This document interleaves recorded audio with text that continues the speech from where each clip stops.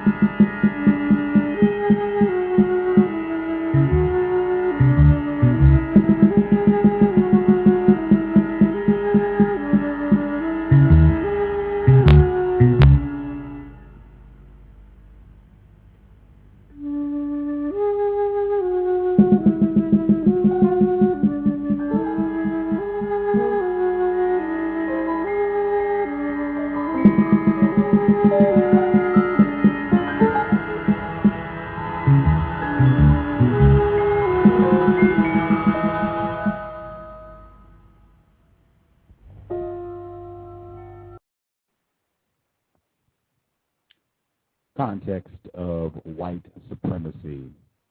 Gus T Renegade Justice in for another program to share constructive information about racism, white supremacy, what it is, and how it works. Thank you, everybody, for tuning in to the broadcast. Hope you will find it constructive. I will make sure I clear up the Skype information first. Anybody that wants to listen in on the program and use Skype, just shoot me an email untiljustice@gmail.com, and I can get you. Just make sure you send me your Skype handle, and then I can message you. I have to call you, so I don't want to be flooded with calls. The procedure is just make sure you shoot me an email, include your Skype handle. I will add you, and then I can place you on my line. I will send a reminder out at about, when we get about 10 minutes before the end of the live stream, I'll send a reminder. That way, if you think you want to continue listening or if you want to call and participate via Skype, just make sure you shoot me an email untiljustice@gmail.com. Send me an email with your Skype handle, and I will get you on the line. Outstanding. Okie doke. Today's program, return visit. She was just with us not that long ago. For folks who were tuning in, she was one of the co-authors of Trojan Horse, Death of a Dark Nation. Book is chock full of constructive information and suggestions about racism, white supremacy, what it is and how it works. And I think more importantly, they offer a ton of illustrations so that you get concrete examples that you can easily relate to understand different concepts about the system of white supremacy. The first time she was a guest on the program, I did not have an opportunity to read the book, but after she hung out with us just a few weeks ago, she was kind enough to not only send me a book, but invest in the program and assist in me acquiring my MacBook Pro. So I'm super pleased to have her back on the program. I hope the program has been worthy of her incredible generosity, since she doesn't really know me that well. And just real pleased to have her back with us to share information. Our guest, again, one of the co-authors of Trojan Horse, Death of a Dark Nation, Pam. Pam, are you with us?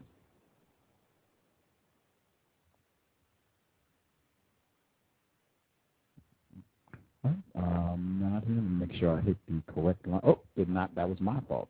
Try that one more time. Now we should have you. Pam, are you with us? Yes, I am. How are you? I am still learning, still being abused in the system of white supremacy, but I'm thankful to have you back on the program with us. How are you? I'm great. I'm glad to be back. So thank you very much for inviting me.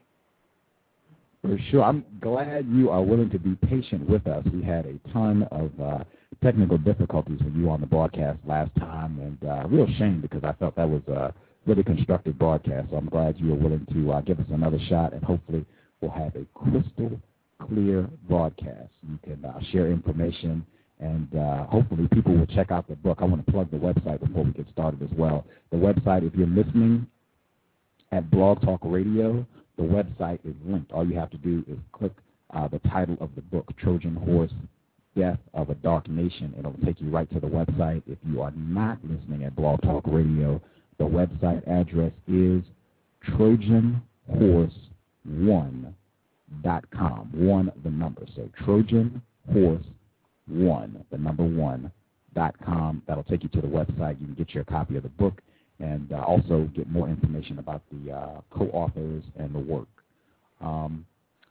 Lots of material. I want to hop right to it. And in fact, our guest Pam, she said that she listened to one of the more recent programs that she thought someone was playing on the phone and had some voice-altering technology.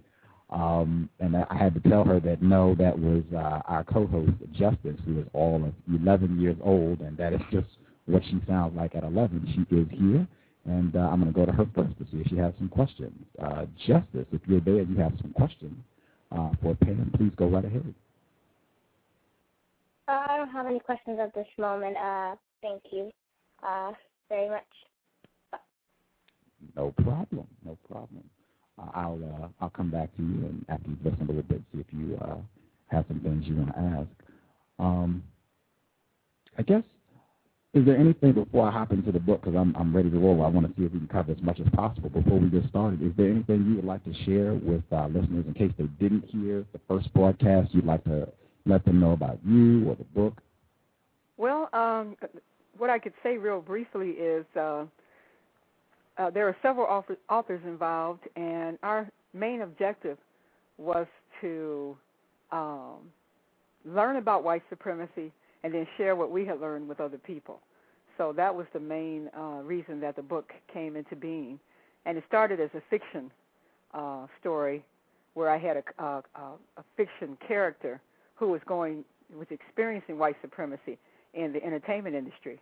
And in the story there's a fictional book written that comes out anonymously, and all the bookstores are getting copies of it for free.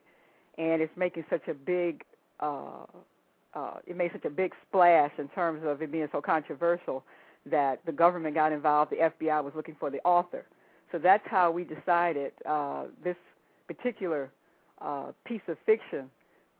We were sitting around talking, and I said, well, you know what, we should make it into an e-book and just a basic Trojan Horse book, which at that time was maybe it would have come to about 30 pages. And we said, why don't we just turn it into an e-book, drop it anonymously on the Internet, and hope that the viral marketing would spread the message that's in the book within that fiction book. But anyway, it turned into a real book, and one that we started taking very seriously and we did a lot of research on. So that's how the book came into being. And the reason that we went anonymously was we felt that there's too much emphasis already on hype, on who somebody is, what they look like. And a lot of times your message gets lost amongst all the nonsense of what a person looks like. Do they look credible? Are they male or female? Do I like the way they look? You know, and all that other stuff. So we just said, why not just cut it short? Don't even give people a chance to go in that direction. Just put the message out there, and if the message is valid, it doesn't matter who says it. And that was our premise in being anonymous. In addition to some people they're in sensitive positions, and they really didn't want to be be compromised because they're still giving us information.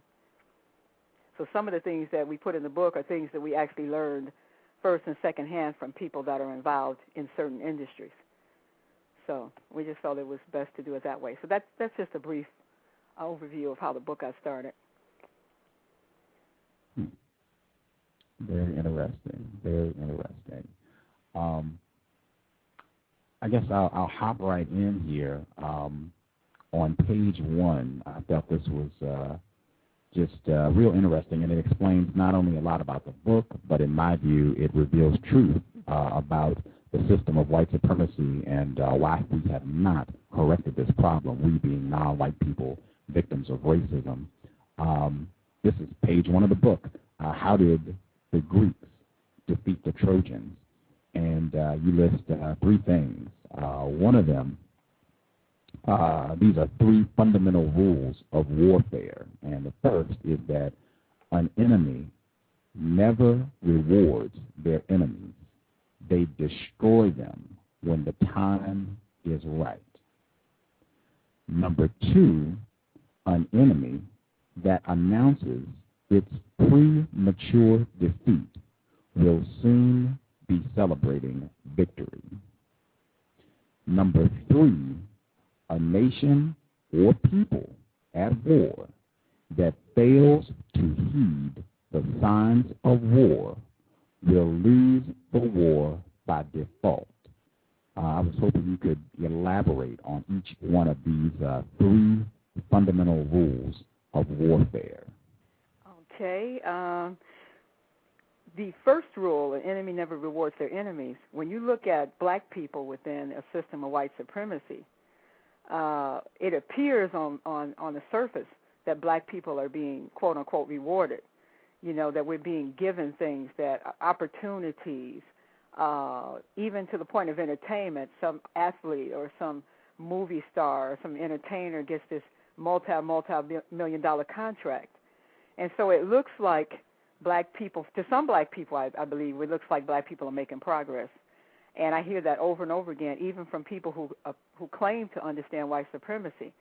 But the problem with that is, if someone is your enemy, then whatever they give you is to their advantage. If they give a multi-million-dollar contract to an athlete, you can be sure it's an athlete that stands for nothing. You can be sure that that athlete's lifestyle promotes white supremacy, or that that athlete is making billions of dollars while they're getting paid millions of dollars. There are so many different ways to, well, one thing, your enemy is never on your side. It doesn't matter what it looks like. Your enemy is your enemy. And once you identify your enemy, it's just like a person at work who is stabbing you in the back and doing things, and they offer you a cup of coffee. They've never offered you anything before. Would you drink that coffee? Even though you're sitting there and you're sweating over a pile of papers and you look like you need a cup of coffee, would you really accept that coffee from someone who has tried to get you fired, who has done things to you to let you know that they're your enemy? So things can, on the surface, can appear to be benign and appear to be, a gift. But if you understand what an enemy is, you know that everything your enemy does is done to put themselves at an advantage. Number 2, an enemy that announces a premature defeat. Well, that happened recently in an election, where this one particular person, who I won't name, won the election. Now, the other side had to admit defeat. But if you really understand how the political system works, you know that they weren't defeated. An enemy that goes out of its way, a more powerful enemy at that goes out of its way to acknowledge that it lost to an enemy with no power, is running some kind of con game. You could look at South Africa as another example. Supposedly, after all of the mistreatment of the Africans in South Africa, all of a sudden, not all of a sudden, but miraculously, the white-led government decided to step aside and let I'm so sorry, I can't even think of his name. The South African. Nelson Mandela? Yes, I'm sorry, it just slipped my mind. To let him be, wasn't he elected president? Or did he become yes, ma'am. president? Okay, yes, now, ma'am. when you look at South Africa today, nothing has really changed other than the illusion of progress. And so by number 2, we mean that an enemy that steps aside and says, okay, you're the better man, you win. That enemy is not stepping aside or giving up. They're simply trying to get you to let your guard down, and then they're going to continue their campaign, or they're going to raise the stakes for the campaign. So a real enemy, especially a more powerful enemy, will never admit defeat until they're actually defeated. And you don't defeat anybody in a ballot box. You don't defeat anybody by going to a booth and pushing a button in a voting booth.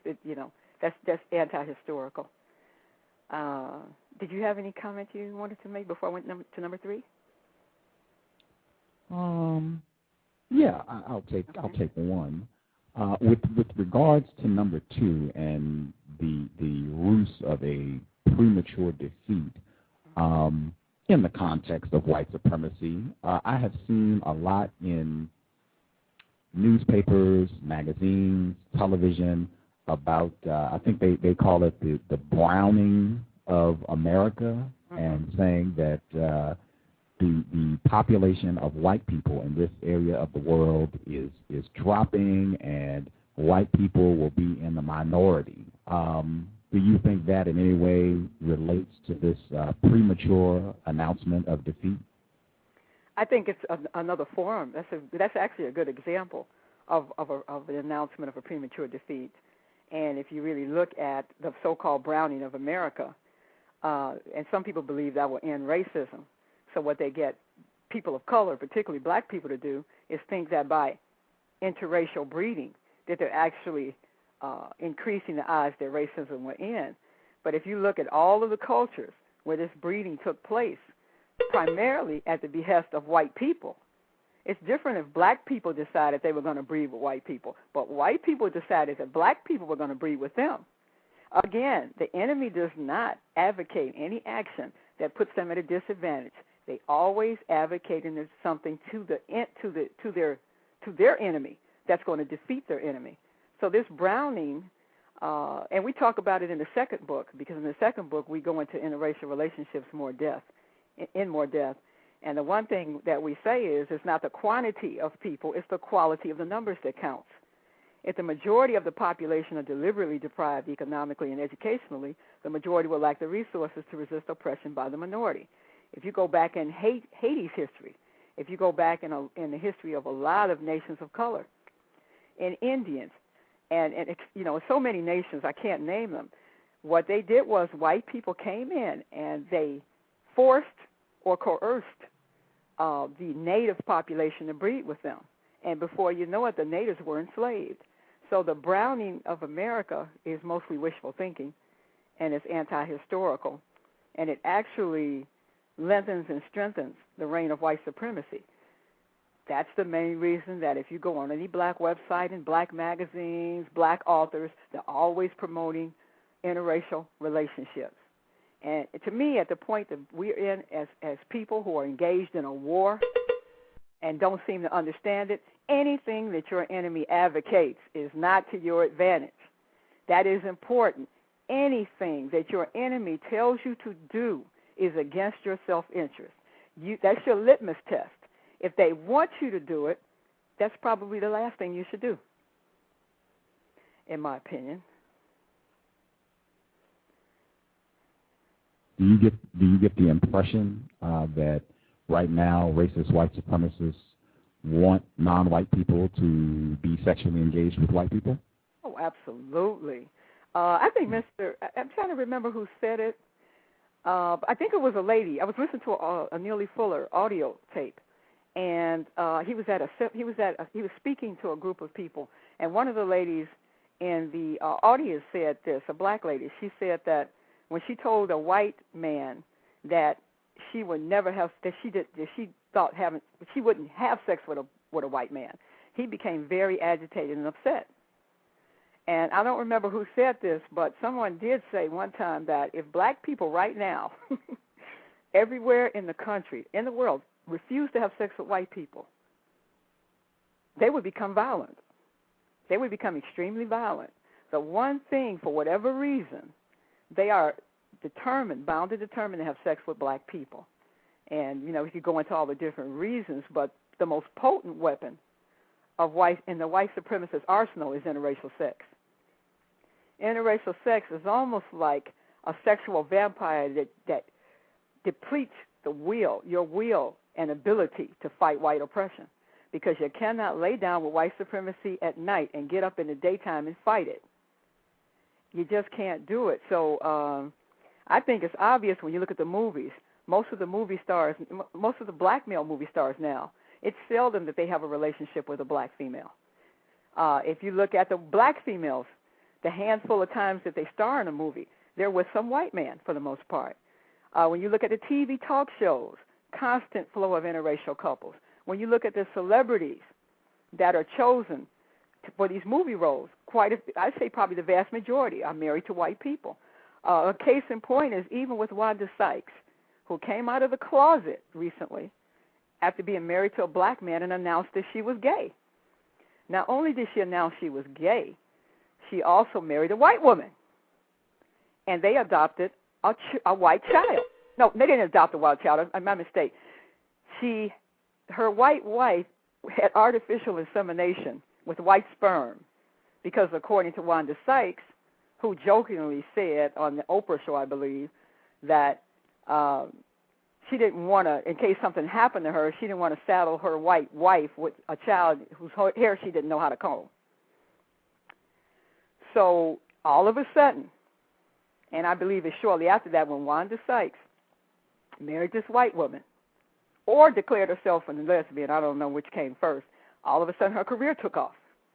They very subtly show you that black people who have white spouses, they seem to be more successful. I'll give you another case in point, Tiger Woods. Okay, he's a great golfer, but I don't believe for 1 minute that Tiger Woods would have gotten the endorsements and all of the props that he got had he been married to a jet black woman, because him making that choice did not promote white supremacy. So they promote this interracial thing, and some black people, particularly black males in my opinion, think that the white man hates to see them with their women. Oh, no, he loves it.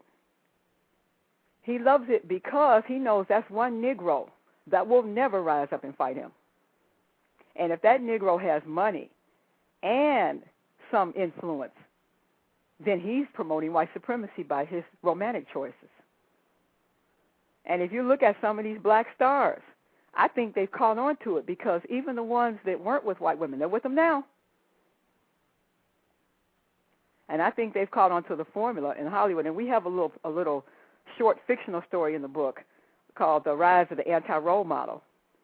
And it's about a black man who becomes, he goes from being a comedian to being cast in his first movie as a pop-eyed transvestite manservant of a white Nazi criminal. And in his short story, he talks about how him being in Hollywood, he got the impression that the white people, the white powers that be in Hollywood wanted to see black men with blonde women on their arms. And so he made a point to himself, he's got to get a white woman, basically. He's got to stop hanging out with Niggers. So even in this short story, we're trying to show you that when black people want to fit into that arena and be successful, they cannot be. They must promote white supremacy on some form of fashion, either by not speaking out against it or by marrying it. Sorry, I don't mean to have such long answers. Oh, no worries. There's just so much to say, Agreed. I wanted to, offer a more recent example of how, to illustrate what we're talking about. This is a sound clip from a recent episode of the C.O.W.S. Our guest was Mr. France Kebro. He is the National Director of the National Association for the Advancement of Conservative People of All Colors.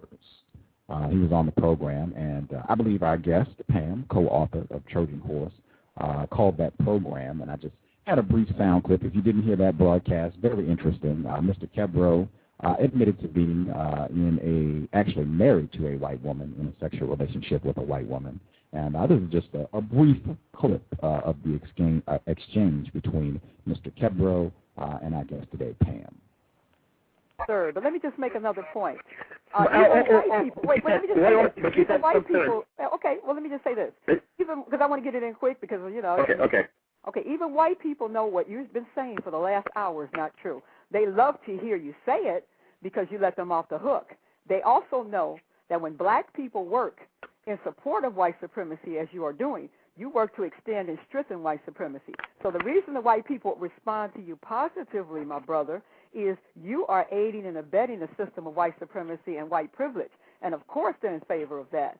The last thing I wanted to say is, as far as this colorblind society, what really, really kills me is whenever I meet a black person, particularly a black male, who proposes this colorblind philosophy, somehow they always seem to find a white female. So I just find it really strange that a colorblind black male always somehow seems to, he can't see colors, but he can spot that white female a mile away. And what I'm saying to you is, and this is the last thing I'm going to say, is what you're doing, in my opinion, it's only my opinion, but I stand on it, and that is what you're doing is a crime against the whole non-white world by trying to propose this nonsense. And I'm going to be politically incorrect because everybody else is right, but I'm not going to waste my time with that because this problem is too serious, and for somebody like me not to call you on the carpet for it. You don't have to agree with me, but what I'm saying is that these people that you mentioned, these Al Sharptons, these Democrats and Republicans, all this is just plain rhetoric because the same people control the Democrats who control the Republicans. The NAACP and Al Sharpton is funded by the same people that control the Democrats and Republicans. All they've done is get people to go through these little dog and pony shows to pretend that there's a difference. My question to you is, who is funding your organization? As a matter of fact, nobody. And if you want to donate, I'd be more than happy to take some. Absolutely not. Well, listen. But you can't answer this one question, though. Why is it that so many colorblind black males seem to only find white females? Well, maybe because they're not white. What? Maybe because they're not white. Who's you not see, white? you're looking at a prism based on a racial prism. I don't. What, I don't look at. I don't. My glasses aren't racially charged. But let me just say this. You're not legally blind, are you? You're not legally blind, are you? No, That's the only way you cannot see color is if you're legally blind. Again, that was from just last week. Mr. France Kebro and our guest for today's program, Pam, called in.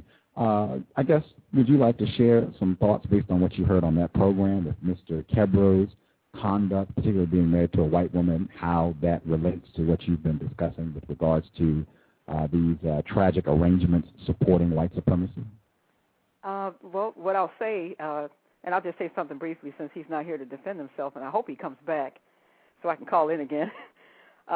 What I would say is he's actually the poster child for what interracial sex does to a weak black man. I don't know how sincere he is. I'm assuming he's making some kind of living off of his position, like a lot of paid black puppets and white puppets do, particularly black puppets. I'm sure somebody's funding his organization because the one thing I'm certain of is you don't get on Fox News because you're promoting, in other words, you're not an independent person getting on Fox News. It's different for him to come on an independent radio station and that, but for him to claim that he has an organization and he's traveling around and making speeches and he's on Fox News, but nobody's funding his organization, to me is a clear sign that he is funded by somebody, and perhaps the same people that would fund a Fox News network. So to me, the story doesn't fly, and I think it's very sad when black people allow themselves to be used against their own people. And if I want him to think about this, if he has a child, that child is going to be a non-white. And so the very system that he's helping to promote and strengthen is a system that's going to victimize his child. But I guess he's got on those unracially charged glasses, and maybe he won't see that his child is a non-white. So I don't know. Hopefully he won't breed, but I have no control over that. I guess sad. Wow, sad. Check the blog, racism-notes.blogspot.com. I guess the bearer of bad news, he has 4 children with his suspected white supremacist wife. 4 children. So, yeah. At any rate, the number 3, I wanted to make sure we didn't miss the fundamental. I wanted to make sure we got number 3 in. That's one you didn't elaborate on, rather. A nation of people at war that fails to heed the signs of war will lose the war by default. Okay. I would say Black America, and I don't like to call it Black America. I like to say Blacks in America, because Black America automatically connotates that we are Americans and that we are privy to the same rights and privileges that supposedly all Americans are. In that sense, that's not true. I don't like to use the term Black America, but Blacks in America to me are a perfect example of a nation of people who do not realize they're at war. And I've had conversations with people when I mention and I speak in warlike terms, they wonder, what are you talking about? We're not at war. What kind of war? Right then and there, they've already lost by default. If you look at all of the signs of war that have happened to black people over all these many years, the war for our minds, slavery, Jim Crow, segregation, the unemployment rate. I read recently that in many cities in the United States, like Memphis, for example, that black people have lost nearly all the civil rights gains that it took 40 years to win or to accumulate. If you look at the black foreclosure rate, if you look at the black unemployment rate, if you look at the violence in the cities, if you look at the mental despair, and you look at black people killing each other on Saturday nights, when you look at the economic discrimination, when you look at the murder by cop casualties, when you look at the lynchings, the history of lynchings, when you look at all the black farmland that's being stolen, when you look at places like Detroit where they're trying to convince the black people to move out, claiming that, we don't have the money to keep city services going, so maybe you want to move.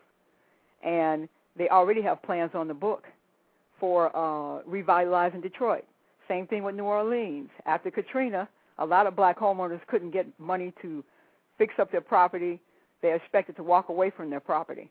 If they do that, that land is going to be, I'll put it this way, within a week of Katrina, and I have it in the book, so let me be accurate.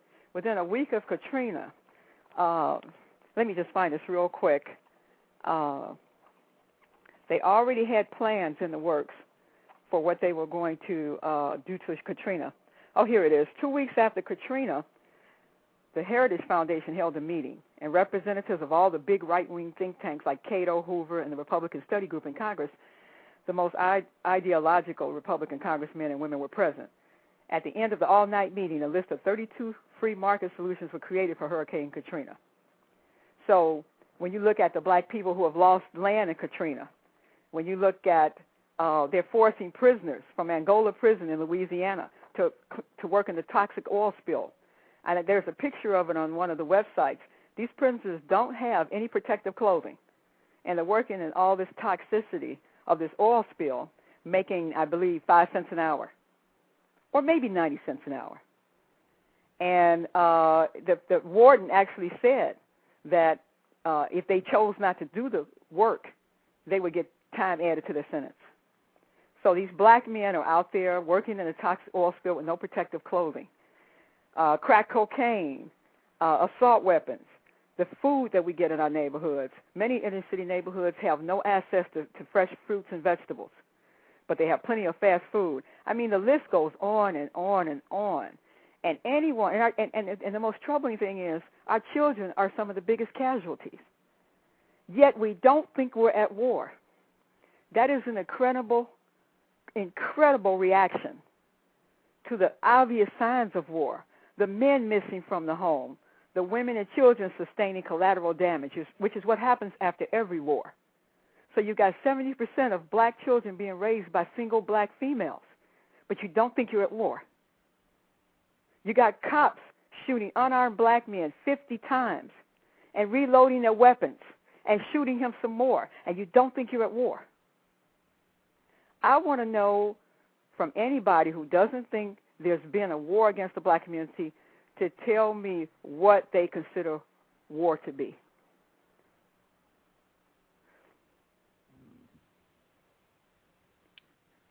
Context of white supremacy. I normally don't go to the phone lines this early, but one of our investors called in. He is the operator, founder of the Black Talk Radio Network. Mr. Scotty Reed called in with a question. I want to make sure I get him. Mr. Scotty Reed, are you there, sir? Yes, sir, I am. Thank you for taking my call, and good evening to your guest. Good evening. I have an observation. First, let me say I absolutely do believe that we are at war, have been at war, and I don't see an end to that war. I am of a military background, and most of the things I do, I come at it from a military strategic point of view. You mentioned the media. There is a media war. There is a war on for our minds, as someone else once said, and so I acknowledge and agree with you that there is a war. My following statement is not an endorsement of your views or a non-endorsement of your views. What I'm saying is I'm not agreeing either way or disagreeing. But one of my observations is that you talked about interracial marriage. And I just wanted to note that I hear the same thing from white supremacists who are also against interracial marriage. They say that they are in danger of their race being wiped out because of interracial marriage. So that's just an observation. Also, on the system of white supremacy, I would just like to ask you, now, I'm not sure if you said we shouldn't vote or we shouldn't run for elective office or if we should have anything to do with the public political establishment. What would you propose we do to overthrow this system of white supremacy if we do not participate in the political process? That's a really good question. And it's not the first time someone asked me. As far as participating, I think when you participate in the manner in which we participate, Democrats, you know, they throw the Republican boogeyman at you, so you run to the polls for the Democrats. If you're voting and participating based on ignorance, and I don't mean ignorant as a derogatory term, I mean ignorant of what is really going on, and I think that you, once again, you strengthen the system. You know what I think the most self-respecting thing black people could have done during the last election, and I may get into trouble for this, and I started to post something online, but I thought better of it because I thought it would put me in some situation, and that was I wrote a little ditty one time called The Day Blacks Stopped Voting, and basically what happened was black people didn't go to the polls. They went to Walmart, they went to buy lottery tickets, they went to the supermarket, they went to wherever black people have a tendency to go, they went there, every place but the voting polls. As predicted, the nation went crazy.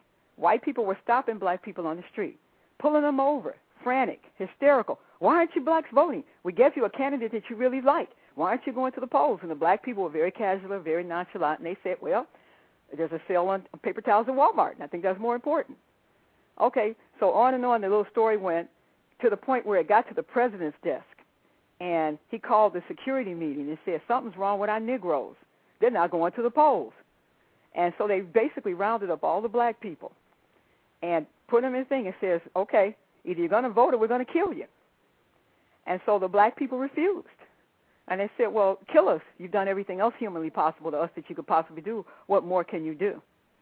So the point of that was, when you don't do what people expect you to do, now you've thrown a monkey wrench into the thinking of the people who are planning your fate.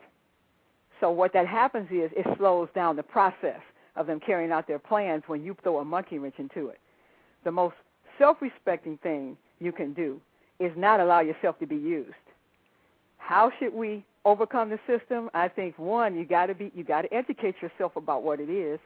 Number two, you've got to find a way to bring your children along. Like right now, people could have their children listen to cows. I don't know why we think they're too young when we hear Justice right here as a co-host. And she asked such intelligent questions, and she's so confident. I was sure it was an adult using voice technology. But the thing is, our kids are very intelligent. And if we don't start at a very young age getting them to understand the system instead of falsely protecting them from the truth. So we need to find a way to start the education of our children, to take control back. Not that we ever had control, but we have to find a way to get control. we also have to be ready to make sacrifices. And I'm not saying that I'm ready, but I'm saying that one way or another, they're going to put me in a trick bag. So I might as well be in a trick bag that's going to benefit me. I don't have a magic solution, but I do believe the one thing that I promote and we promote in the book is become a leader of one. Don't follow anybody. Don't even follow me. Don't follow the people that wrote the book with me. Don't follow anybody. We have to learn how to think for ourselves, and we have to learn how to become leaders of one so we can lead our children. And I think when you participate in something that you know is a fraud, you're a co-conspirator of that fraud. So I just really can't say participation in the system hasn't worked for us. And, you know, the definition of insanity is doing the same thing over and over and expecting different results. To your other statement, I was trying to remember, it was something about interracial. I'm sorry. I said, comment. Okay.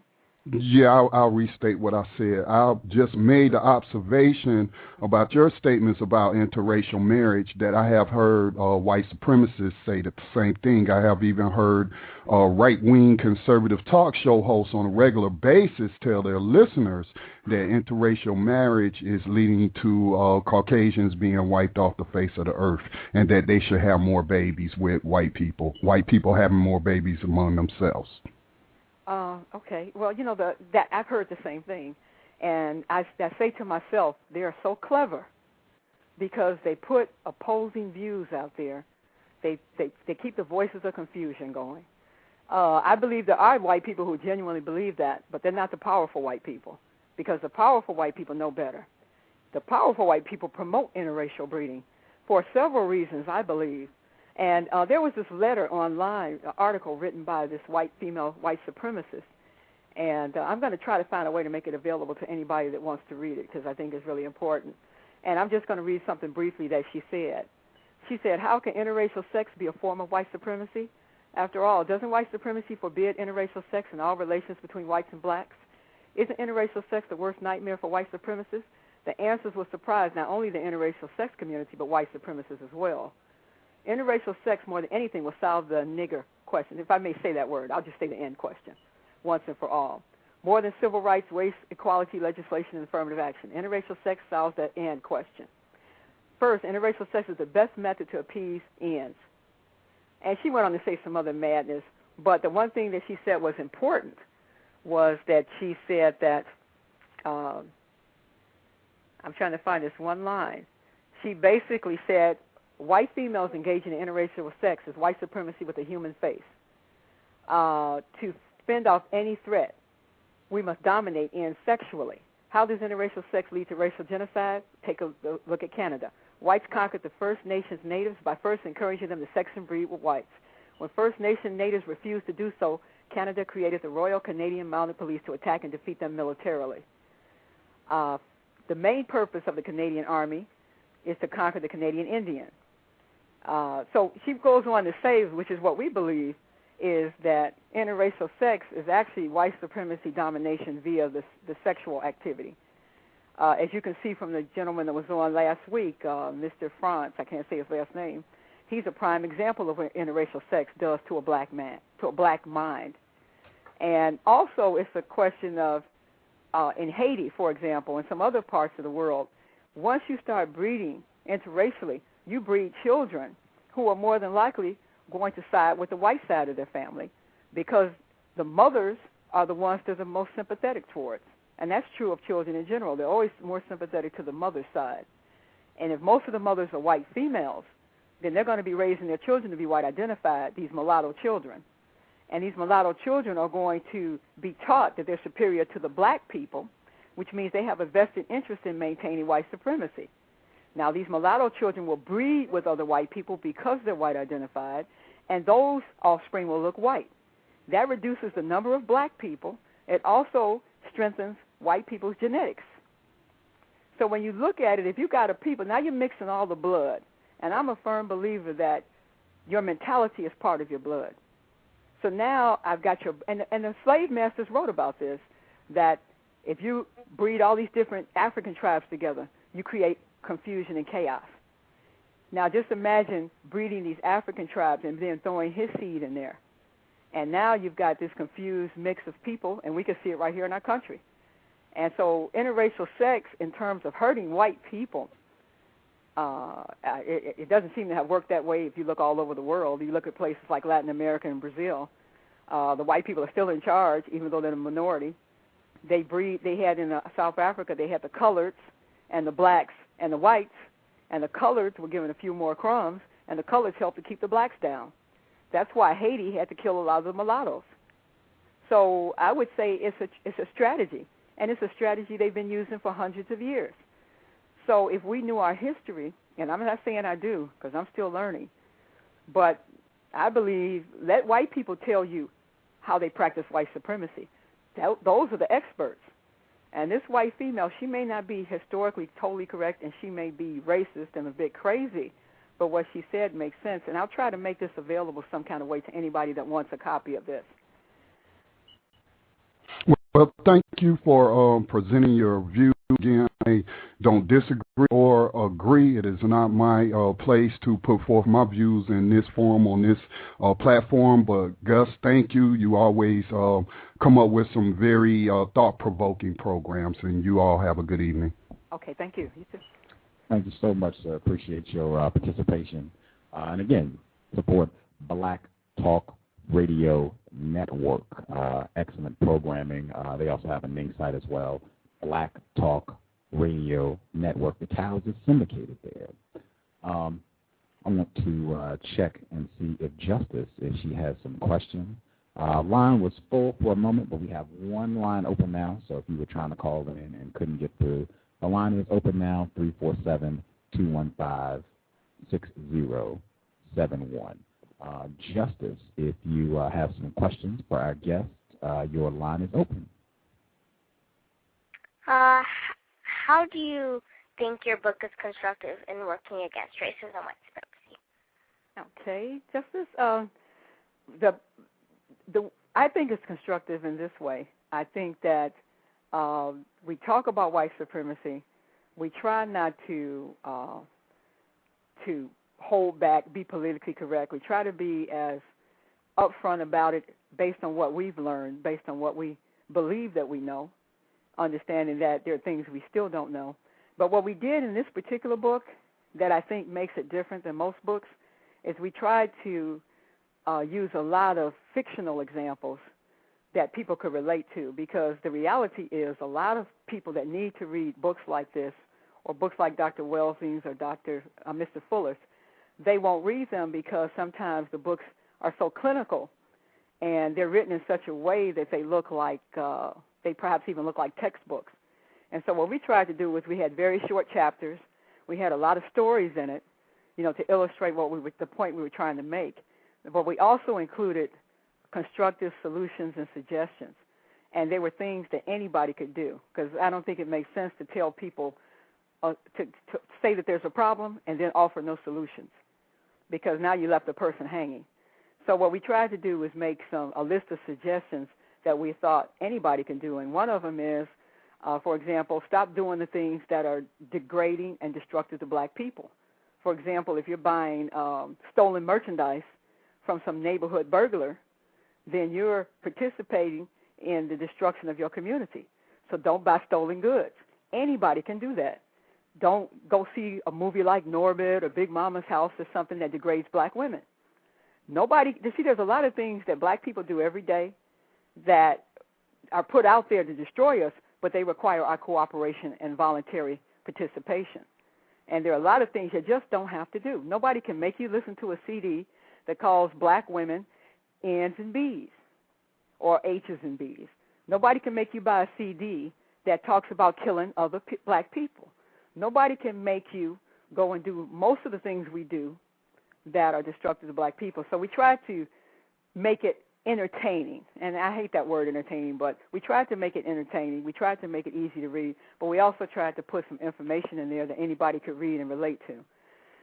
So that's pretty much how we tried to make it constructive to as many people as possible. And this last thing I'll add real quickly is I had a suggestion from an educated black person when they looked at the book, and they said, well, you should have included some footnotes, references and all that in the book. And I said, well, we put it on the website for a reason, because when people open the book up and they see footnotes and they see all this clinical kind of, making something look like it's a really difficult book to read, the average person may not read it. So we tried to be constructive in that we tried to make the book to appeal to the people who consider themselves the intellectuals, to the people who may not read that often, but who are just as smart. So I hope that answers the question. But if not, I'm ready for another one. Okay. How did you learn about racism and white supremacy? Oh, my goodness. I think I tell you this, I'm an expert victim of it. I think the whole thing is, that's interesting to me is in the book we talk about, on the back of it we say the best books are the ones that tell you what you already know. I think most black people, if they really look back on their experiences, they would understand a lot more about white supremacy than they think they do. I owe a lot, though, however, to Mr. Fuller, Neely Fuller, and Dr. Welsing. I would have to honestly say, and Haki Mahabuti, those three people, they planted seeds. Haki planted the seed in me probably about 15 years ago, and it took probably 12 years for that seed to germinate. But Dr. Welsing and Mr. Fuller, they were like a rainstorm that came along and made the seed grow. So I would not have the understanding, and I'm hoping I have some understanding because maybe I'm wrong about a lot of stuff, but whatever understanding I do have, I owe to Dr. Welsing and Mr. Fuller, and that's pretty much why I do owe what I know to a great deal of it to those two individuals.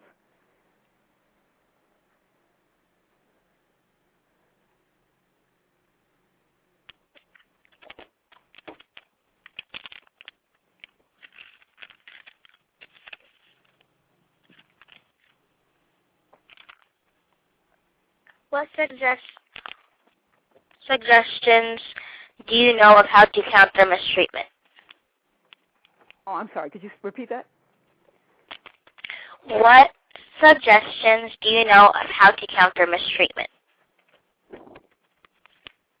How to counter mistreatment? Yes. To count it like C-O-U-N-T? Yes, C-O-U-N-T-E-R, counter. Oh, counter, I'm sorry. Counter it, that's a real good question. I would say one of the major things is to educate yourself about it. One thing I heard Mr. Renegade say on one of his earlier programs was you have to fight the temptation, perhaps on a daily basis, of giving in and submitting to white supremacy, of not being intimidated. And it takes courage. And that's something that I think a lot of black people, we are fearful. And so maybe working every day on your courage, not being aggressive, not being confrontational, but not allowing white people to intimidate and cause you to submit. I'll give you an example. I had a delivery to my door earlier today from a delivery service, I won't say the name, and I had asked for a signature for my package, which was reasonable because this particular purchase cost me $400. So when the delivery person comes to the door, she's a white female. And she starts to tell me, well, you really didn't have to get a signature because on your block I could have hid it in the bushes and nobody would have seen it. I said, but my concern was that somebody might have seen you put it there, and then after you drive off, they go and get it out. I said, but, I didn't want to take the chance of my package being stolen. That's why I asked for a signature.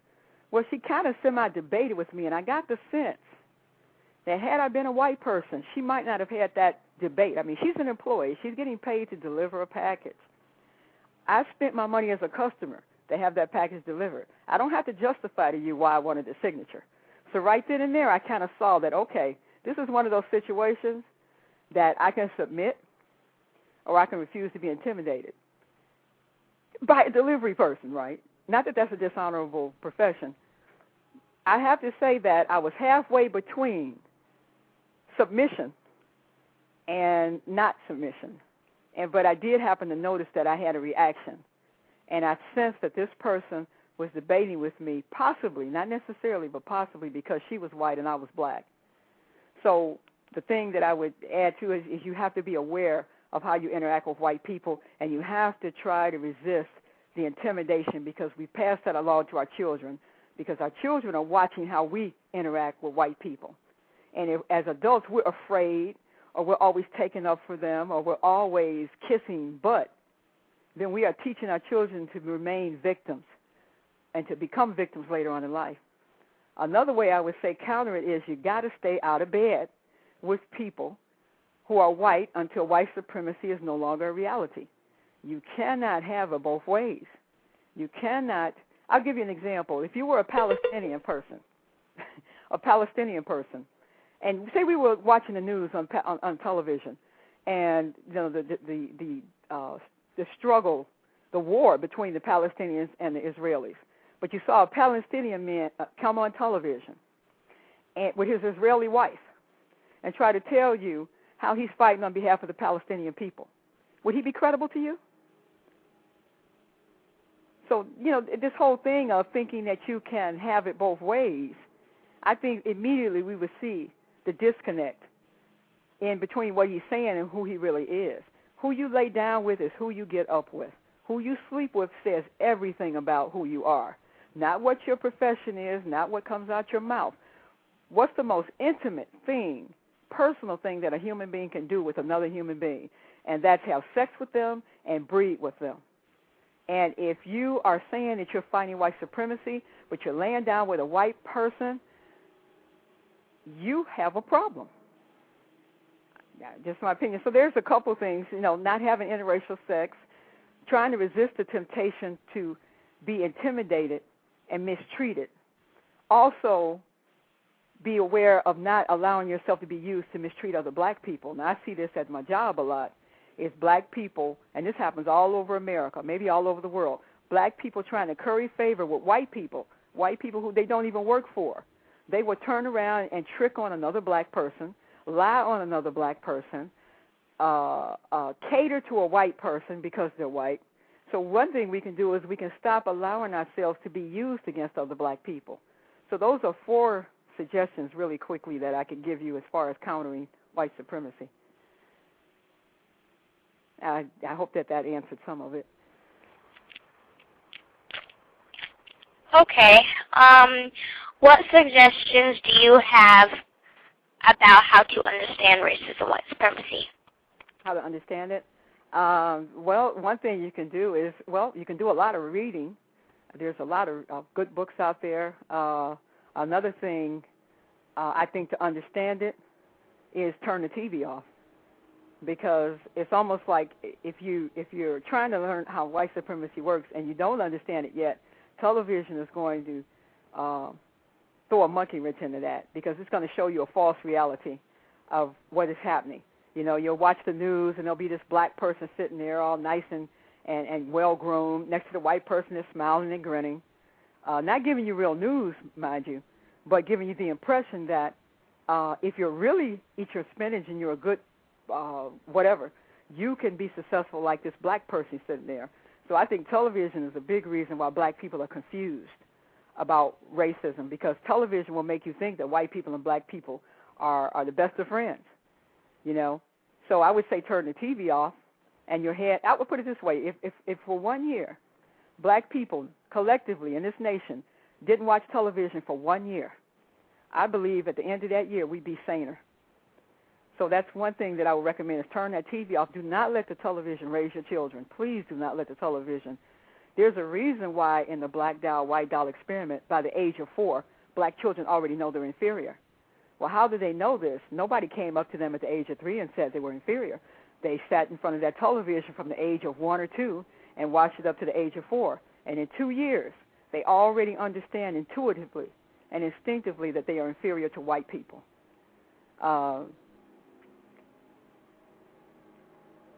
I can't really. I would just say, did you have any? Did you understand what I was saying in terms of, or did you have another question? No. Okay. No. Thank you for the information. I really appreciate it. That'll be all for now. Thank you. Oh, you're welcome. Anybody? I've been fighting for 20,000 years, man. I'm tired. If we've been fighting 20,000 years and we ain't been able to settle this stuff, man, we ain't gonna settle it. Context of white supremacy, Gus T Renegade, justice, and our guest for today's program, one of the co-authors of Trojan Horse, Death of a Dark Nation, Pam. Privileged to have her back on the program, second visit. Lots of folks called in, going to get to the phone lines in one moment. Be patient, everybody that called in. Someone called in from San Francisco. Wow. Right on Bay Area. In your book, as you were talking about children, and you have a chapter in the book, Our Children Are Watching, and this is on page 290, where you all write that our children are also imitating what black adults do every day. They see us smile and pretend not to notice when we are being disrespected. They are watching as we grovel for crumbs from the economic table and beg for acceptance from whites, even while we are being rejected. They are listening as we praise whites for the smallest things and elevate those blacks who are the closest in appearance to whites, while degrading our own black features, hair, skin color, and humanity. It is undeniable that we, black adults and parents, have dropped the collective ball when it comes to our black children. We have not taught them about the system of white supremacy because we have not educated ourselves. Would you like to comment on that passage from the book? Sure. The reason this actually was added at the last minute, one of us happened to see an article about the 2 proms in May of 2009 in this Montgomery County, Georgia. This so-called integrated school continued a 38-year tradition of having 2 racially segregated proms. The black prom was open to all the students. The white prom had strict rules that excluded certain students, which were all the black students. And the thing about this article, I believe it was in the New York Times, is the black students, some of the black students went over to the white prom, this segregated prom, to cheer their white friends on as they walked in the door with their prom dresses on. But when it came to the black prom, which white students were allowed to go to, none of their so-called white friends were there to cheer on the black students walking in the door. So I just found that here it is in the year 2009, and these black children are so submissive and so low self-esteem that they consider these classmates their friends. And we talk about, the reactions of the white students, how the white students said, well, it's not racist, it's how it's always been done, it's tradition. And one of the black young ladies said that after the prom is over, half of these white girls are going to be texting a black boy. And I thought that was significant. And I think basically, again, these white girls who consider themselves the friends of these black students, even to the point of having sex with these black male students, because let's be for real, they're not hanging out and texting these black boys and they're not sexually involved with them. So they're able to compartmentalize these friendships, these black friendships, as conveniences. But we teach our children that this is acceptable. So the one thing that we talked about here was some things are just litmus tests. And what we say here is we have not taught our children what a true friend is not. A true friend is not anyone who condones your mistreatment. Is not your friend. Anyone who condones your mistreatment should never be your friend. Anyone who condones your mistreatment cannot be trusted. By accepting their bad behavior, you are teaching others to mistreat you. So it was interesting that this prom was segregated, and this had been happening as a tradition, yet the black people still considered these white students their friends. And the white students didn't see their behavior as racist, which means when they become adults, and if they're in the same town, their children are going to go to a segregated prom. So the reason that we wrote this and added this at the last minute because we thought it was an important illustration of another form of educational genocide.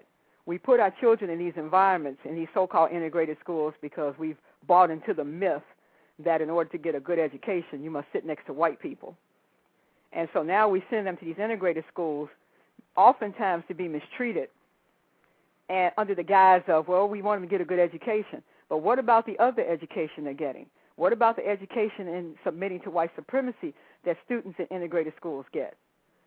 They did a study on a story on 60 Minutes several years ago about the tracking in Georgia school systems in the high school. What they did was tracking was some students go into the vocational courses, some students go into the accelerated courses that prepare them for college.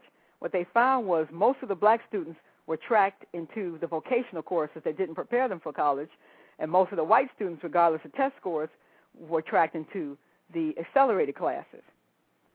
Now, we're sending them to these integrated schools, and we're turning over their education to white people who we know don't have their best interests at heart. And then we sit in surprise when our kids come out and they're low self-esteem and demotivated. The whole point of it is that our children are imitating what we do. As we submit to white supremacy, they will submit to white supremacy. So we're trying to use that New York Times story as an illustration of how integration is, in my opinion, it is not necessarily a good thing. And as a matter of fact, I don't consider it a good thing at all. I think we were stronger and we had more unity when we were segregated. And I'm not advocating going back to segregated washrooms and all this other stuff, but we've lost a lot from integration. And one thing we've lost is our kids are becoming white identified, which means they'll be even greater victims of white supremacy.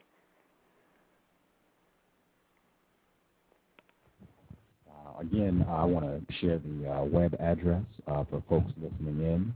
If you want to get more information about the book, if you want to order a copy of the book, if you're listening at Blog Talk Radio, you can just click the title of the book, Trojan Horse, Death of a Dark Nation. If you are not listening at Blog Talk Radio, the website, TrojanHorse1.com, and that 1 is the number 1. Do not spell it out.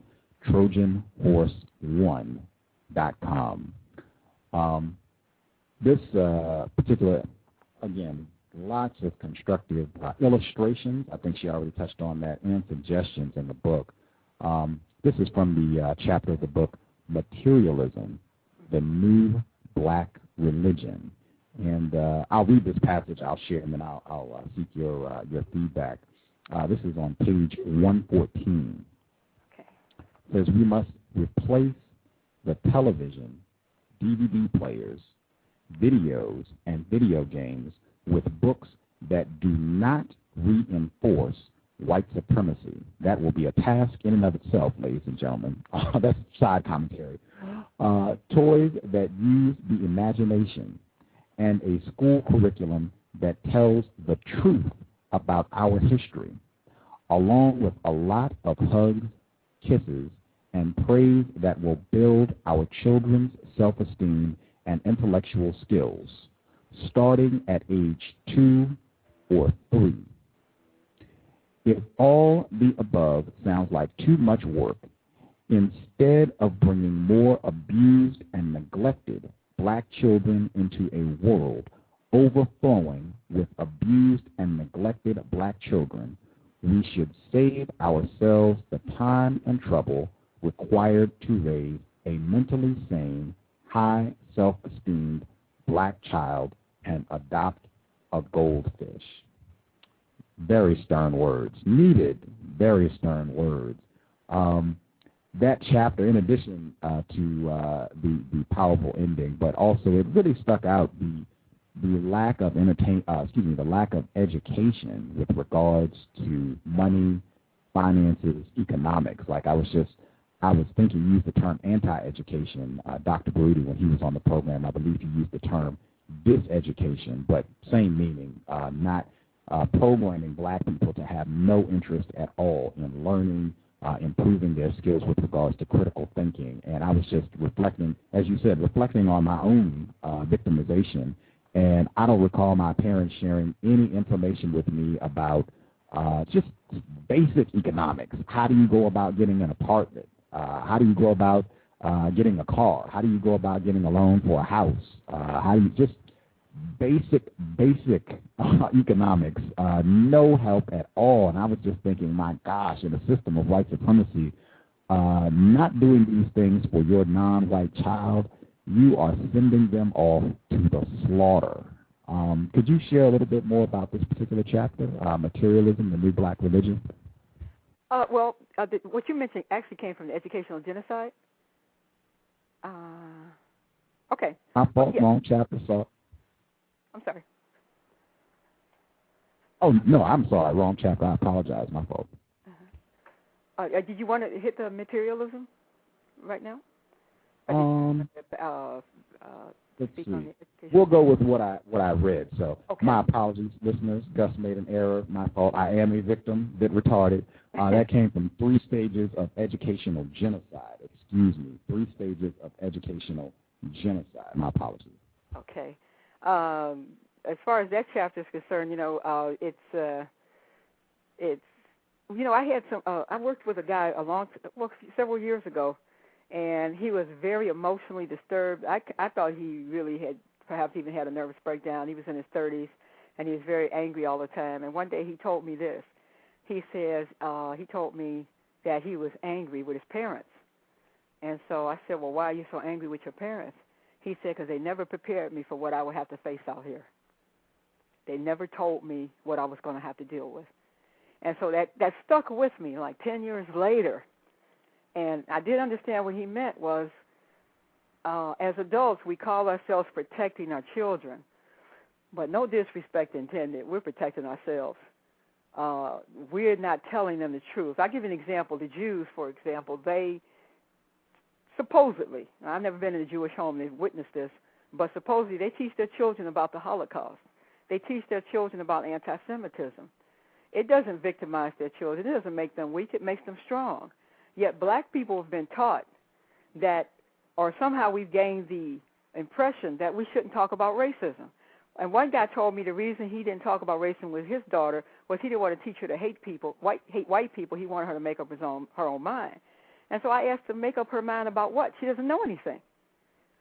So the whole thing of it is our children are going into an educational system that is deliberately designed to miseducate and undereducate them. They're going to come out into the world unprepared. I've talked to a lot of people who, once they went to college, they felt inferior, not because they were inferior, but because they had an inferior education. And they could actually see that the white students overall were much better prepared, that they had college class, they had classes in high school that were at a college level, or they had high school classes that prepared them for the next stage of college.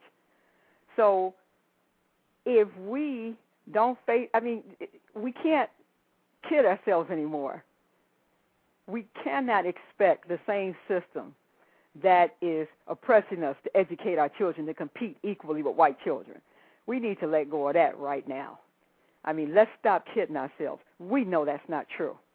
We send our kids to school knowing that most of these schools are inadequate and inferior. And somebody will say, well, I don't know what I'm supposed to do about that. Well, the first thing you can do is admit that it's true and acknowledge the truth of it. And then, somehow we have to come together and take control of our children's education. That's a difficult thing to do. When we talk about money, it's not a lack of money. We've got money for Lexus. We got money for Mercedes-Benz. We've got money to eat out. We've got money to do all the things that we think are important, but we don't have money to come together and build an independent school system. I'm not saying that it would be easy. I don't even know if it's possible. I just know we haven't tried. But if we expect the white supremacy educational system to give our kids the same even chance that white children get, I don't understand how anybody can believe that. And if you send them to a good school, more than likely it's going to be an integrated school. And if it's an integrated school, they're going to be taught white supremacy. They're going to be taught to be white identified. So what education is most important? Reading, writing. I have a friend. Actually, he's a mentor and a contributor to the book. And honestly, one of the most brilliant people I've ever met. He homeschooled all 13 of his children. Him and his wife were on the same page. He homeschooled 13 children. They all went on to college, and they all were college graduates. And it's the amazing what black people can do if they really want to do it. Now, I'm not saying everybody can homeschool their children. I'm simply saying that we can't afford to wave the white flag of surrender and keep sacrificing one black generation after another. We know our kids are not getting a good education. And even the things that we can teach them at home, we can teach them about money. I mean, this idea that kids are too young to learn, this is the stage at which they're the most able to learn, when they're 4, 5, 6, 7, and 8, before the educational system teaches them that they're stupid, before the educational system teaches that they're inferior. That's the stage at which you can interject and you can teach them about money. You can tell them, listen, I write a checkbook, this and that. Daddy got behind on the bill. This is the interest they're charging. Don't let it happen to you. I mean, you can talk to your kids about anything, even sex. It's this crazy culture that teaches us that sex is dirty. It's nothing. I mean, every culture, so-called primitive culture, has a process of raising their children so that they can take the place of adults. They bring them through the process of coming of age. They teach them what they need to know to function within that culture, except for Americans. Oh, I don't want to talk about money. Oh, I don't want to talk about sex. I don't want to talk about race. Then what are you talking about? What are the 3 most important things that your children are going to have to face growing up? Sex, race, and money. And those are 3 things that most parents, probably black or white, refuse to talk to their children about. I think I went off on a personal tangent, and I apologize. All good, all good. I unfortunately agree. As I said, I was in the same boat myself, and I'm not, disparaging my parents. They are both victims of racism, white supremacy, and I'm very certain that this is just passed on from generation to generation. That abuse and victimization under the system of white supremacy, and you learn about it, and that's, I hope, the goal that everyone has, to not make the same mistakes. I think that's exactly what my parents want me to do. Don't make the same mistakes, and make sure your kids don't repeat those mistakes as well. Right. I wanted to touch on, because I thought this was super important, the chapter Searching for the Holy White Grail. I feel like this has a huge impact on the psyche of black people, victims of white supremacy, and it plays out in a myriad of ways. You all say that once blacks kneel down to the image of a white Jesus, they won't have much further to lay down to total white domination. You go on to say, any people who willingly worship their oppressors' images instead of their own do not respect themselves. Could you elaborate a bit on that? Sure. Again, when you look at the religion that we were given that replaced our original religion when we were slaves, of course the religion, that the way that they taught it was designed to cause us to submit to what they wanted us to be, and that was slaves. See, my problem is not with Christianity. My problem is with continuing on a religious practice that the slave owners gave us. So I have to question, what is it that what have I really been taught? If it's something that your enemy gives you and tells you to do or to follow, right then and there, you've got to come up and say, what do they get out of it? Look at, it's just not logical to think that they're going to teach you something that's going to allow you to be free from what they want you to, from the enslavement. that they put black people under. You know, some black people, they still have the white Jesus in their home. And I talked to a brother who said that he went into a female relative's house one time, and he told her, I got a picture of black Jesus, and I'm going to take down your white Jesus and put this up. He said she became violent, and he had to get out of that house. So some black people will say, well, what difference does it make what color Jesus is? But if you went to a white church and you told them that, and told them you're going to take the white Jesus picture down and put up the black Jesus, you find out real quick what difference color makes. So you have to, you know, when you look at historically, when you look at how Christianity was used to enslave people, they actually had missionaries going out to plantations. Well, you can call them missionaries, whatever you want to call them. So the people didn't have a problem with the slavery. They just wanted the slaves to convert. So it seems to me quite clear that there's something wrong in the religion that some of us are practicing. Maybe it's the way in which we're practicing. Maybe it's the imagery that we're worshiping. But there is something seriously wrong. And if you start off in the black home with a white Jesus, God then is white, I would assume. If Jesus is white, then God is white. If God is white and God looks just like the white man that's down the street or on the job or in the policeman's uniform, you've transferred that worship onto that white man in flesh. And that was the whole purpose of making your images, of your pictures of Jesus and teaching us the religion, was to make the white man, the human blood and flesh white man, also a God in our eyes. And you can tell by the way we act with white people that we do see them as somewhat godlike. So there's a problem, in my opinion, with worshiping the same religion that was used to enslave you. It's just something not right about it. And when you look at, we talk about the Holy White Grail in Africa. If you think about the imagery, white people are always rescuing black people. This is the image they give you. Over when Haiti, when that terrible earthquake in Haiti took place, the media, the white mainstream media, made sure all you saw were white people for the most part, helping black people. They didn't show you that the majority of people over there in Haiti were people of color. They were black people helping each other. When you look at clips of Africa, all they do is show you the most desolate, poverty-stricken parts of Africa. They don't show you the cities. They don't show you the universities. They always show Africans in some state where white people have to come in and rescue them. Again, the Holy White Grail. We looked at Bill Clinton, another example of the Holy White Grail. They had you thinking that Bill Clinton was the first black president. And because he came into a black neighborhood or a black fundraiser, whatever he was doing, playing the sax, and he seemed to enjoy the company of black people once again elected him to the status of Holy White Grail. But when you look at the legislation that Clinton passed more harmful legislation those 8 years that hurt black people than he did to help anything that he passed to help black people.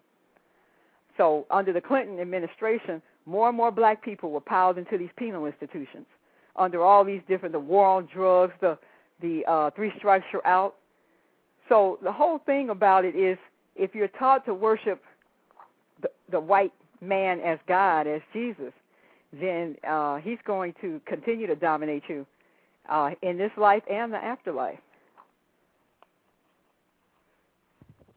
Wow. Context of white supremacy. Our guest for today's program, co-author of Trojan Horse, Death of a Dark Nation, Pam. Again, the website, TrojanHorse1.com. I think and I could be incorrect, but I think very much related to the Holy White Grail. I have seen this play out in a most repulsive, I think that would be the most accurate term, in a most repulsive manner.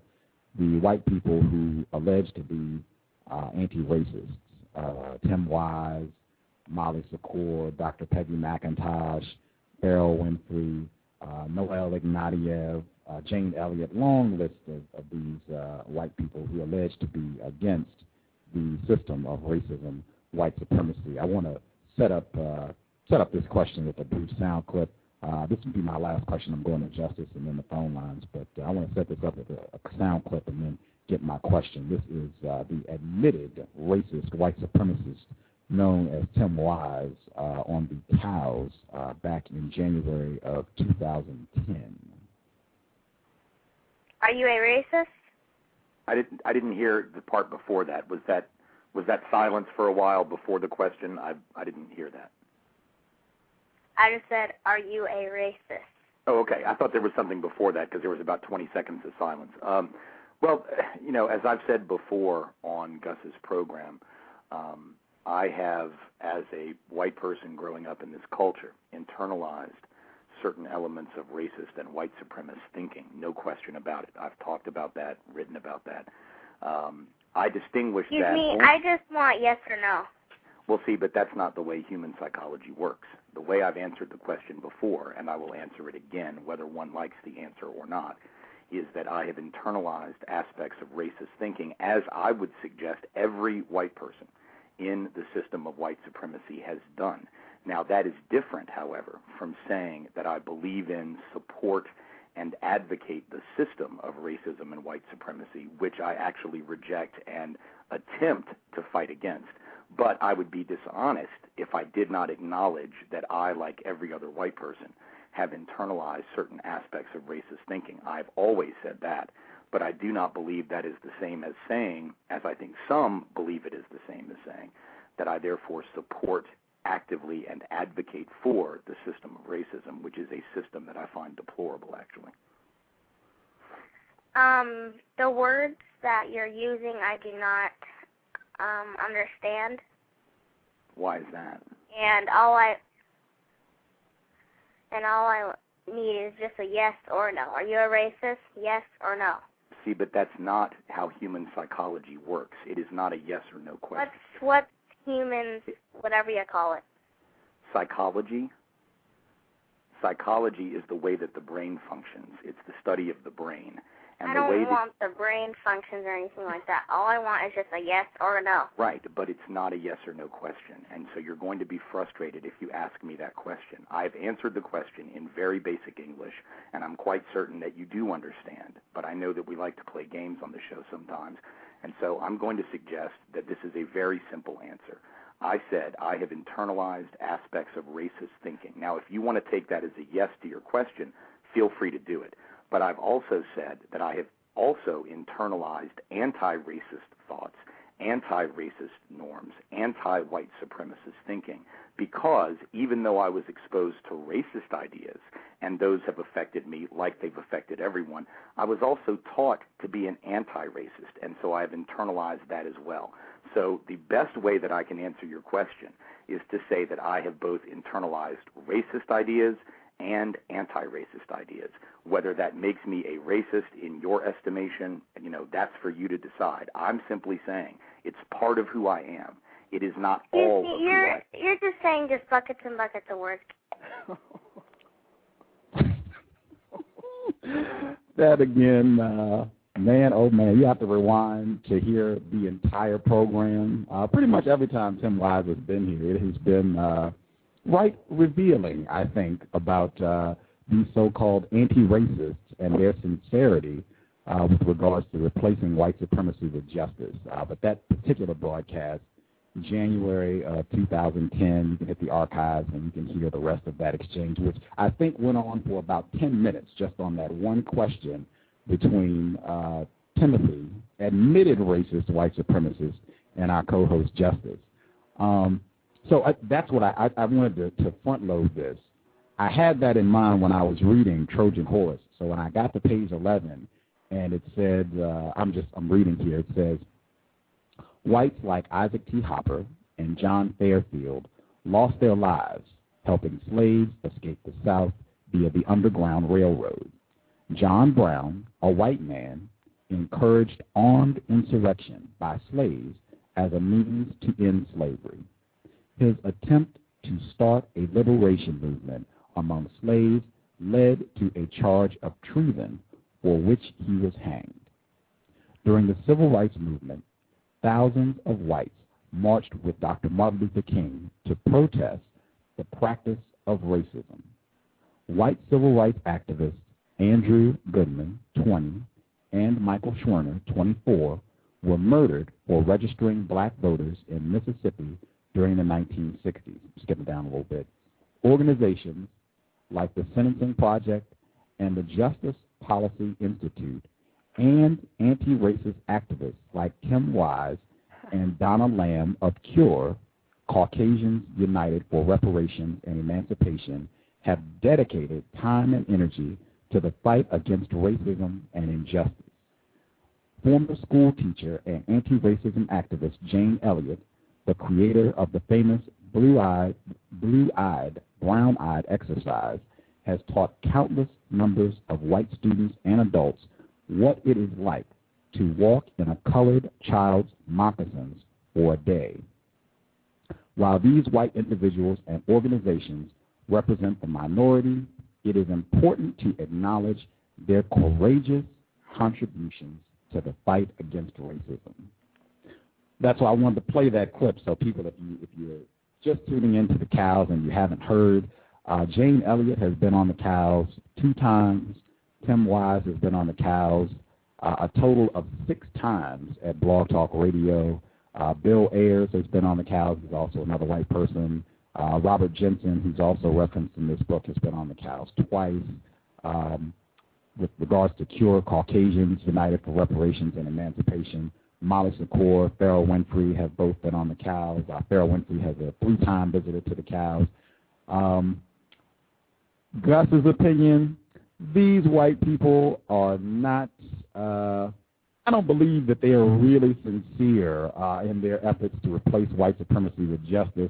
I definitely don't believe that they have made courageous contributions to the fight against racism. I was concerned when I read this. I honestly, when I first read this, I thought either some white people are involved with writing this book or the non-white people who authored this book are sexually involved with white people. And I shared that with Pam earlier, and we chatted about that. I guess, what are your thoughts on what I've said and the sound clip, I guess, that you heard with Mr. Wise? I'm really glad you brought that up, and I'm glad that we had a chance to talk about it. And what I would say regarding what we put in the book was learning about white supremacy is more of a journey than any destination we hope to reach. And in that time that was written and the time now, after listening to the clip, because I listened to a clip before the interview started of C.O.W.S, and I would have to honestly say that there'll probably be some editing, some changes that will be made in the next edition of the book. I agree with you, honestly, that this game is so sophisticated and so refined that even while you're trying to figure out who the players are, you can easily become confused. And I would have to say that part of the book was an attempt perhaps to be balanced and not be as hardcore as we really feel ourselves to be. But I also think part of that was the slave mentality. And that was an attempt to give some white person somewhere some credit. And so we found the people that we had been, we were doing our research, we ran across these, the black doll, white doll experiment. One thing I will say about Jane Elliott, in my opinion, and that is the experiment that she did, at the time I do still think it was courageous. I really do, because she did it as a teacher, and her family was penalized. Her father had a business. The people in her town boycotted the business. Her children were harassed and bullied at school. She was kind of like a social, her and her family were some of a social outcasts, because this took place in the 60s when she did this experiment. So I do think personally it took some courage on her part to have done that experiment and have suffered consequences. What I call courage is when you suffer consequences for your behavior, but you do it anyway. Now, C.O.W.S, I doubt he suffered any consequences, other than maybe a couple of angry white people sent him a hate bill. But I think out of all the people that you mentioned, John Brown, the people who helped during the period of slavery, I can't speak on that because I wasn't there. There's no way for me to verify what their mindset was or what they were doing. I do believe there were a small number of white people during the civil rights who were sincere. I think, however, the system is so refined that they actually, probably some of the people marching were counter agents. So a lot of people that are posing as anti-racist whites are actually working for the system of white supremacy to keep black people confused. And I have to admit, I think at the time we wrote that, I think there must have been some level of confusion because I never really trusted these anti-racist whites, but it's hard to just decide that no white person is opposed to white supremacy. That may be true, though, but it's hard to imagine out of the millions and millions and millions and millions and millions of white people that one or two aren't opposed. So it gets. I would have to say that we are still learning. I'm still learning. After listening to that clip, I have to agree with you that obviously for him not to be able to answer that question that he's a racist pretty much answered it for itself. It's just like a person that's a homosexual who's telling you, well, are you a homosexual or not? And they say, well, let me answer your question because that's not human psychology for me to say, yes, I'm a homosexual. So let me talk buckets and buckets of words and tell you that, yeah, I occasionally practice homosexuality, and I do kind of cruise the bars looking for guys, but I also oppose homosexuality because I don't think it's natural. So it's not fair for me to say I'm a homosexual, and I know you're playing games with me trying to get me to admit I'm a homosexual because I've practiced homosexuality, but I don't practice it all the time. That's the kind of logic to me he was using. And it's definitely one of my more memorable moments here at the context of white supremacy. And many of them with Timothy have been quite revealing. I would, encourage folks to go back and check that out. I want to hit the phone lines because the lines are filled up. But I did want to point that I wholeheartedly appreciate and want to recognize the honesty because I am still learning as well, and I make a ton of errors, and I think that's just super help. I think we could, light speed, replacing white supremacy with justice if more of us, meaning non-white people, victims of racism, if we could just admit, hey, still learning, been subjected to a great deal of abuse, and if you see me doing things that are evidencing my victimization, you shouldn't be that surprised. I'll try and correct it as we go. I think that's fantastic and to be commended. Could I yes. just say something real quick? Please. To anyone that's listening to this interview that has the book or plans on getting the book, we are sincerely asking you, if you see something that is an error, if you feel you have a more constructive opinion or you have something that you want to share or you disagree with, contact us. We have the email on the website. We don't have the answers. We're still learning, so we sincerely appreciate any constructive criticism, any constructive suggestions, or any corrections. I just wanted to make sure I said that. For sure. And the website, again, TrojanHorse1.com. 1 is the number, not spelled out, TrojanHorse1.com. Justice, did you have some questions you wanted to ask?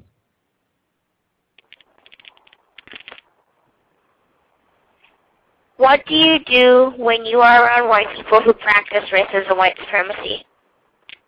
Okay. Let's see. I'm trying to think of an example. I would say sometimes I call them on it. Sometimes I don't. I have to admit there are times when I'm intimidated. I think my intimidation of white people comes from my lack of trust. I don't feel I can trust them, and so it depends. I'm trying to think of a recent example of something that was pretty obvious. I have had some confrontations with people where I've called them on their behavior. It really a lot of times depends on what it is, what setting it takes place in, how comfortable I am I in any danger if I react, and many times I've let stuff pass. For example, I was at taking a class out of town for my job, and this one of the... Excuse me? I'm sorry. Hello? I'm sorry for interrupting. No, I want to kind of change up the question a little bit. What do you do when you are around white people who practice racism, white supremacy toward you? Toward me, okay. Sometimes I say something, sometimes I don't. It just depends on the circumstances. I can't pretend that every time somebody does it, I do something. But sometimes, I speak up, and sometimes I don't speak up. I don't get physical, but sometimes, there's a verbal confrontation. I'll just give you a real quick example. I was at the Sears one time, and these salespeople did not want to wait on me. Now, we're talking about maybe 5 years ago, and it was out in this affluent white suburb, and they just would not wait on me. So finally, somebody comes over and waits on me, and so I mentioned that this other lady, I said, no, she said to the lady that didn't want to wait on me, do you want me to take this customer?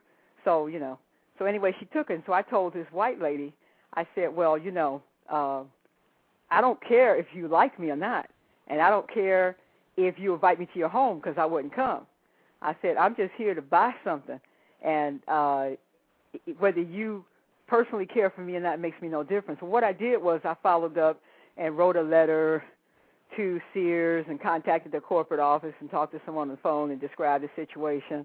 They sent me a little gift card. Now, I really didn't accomplish anything, but I did make a point of letting this white female know that she was practicing racism.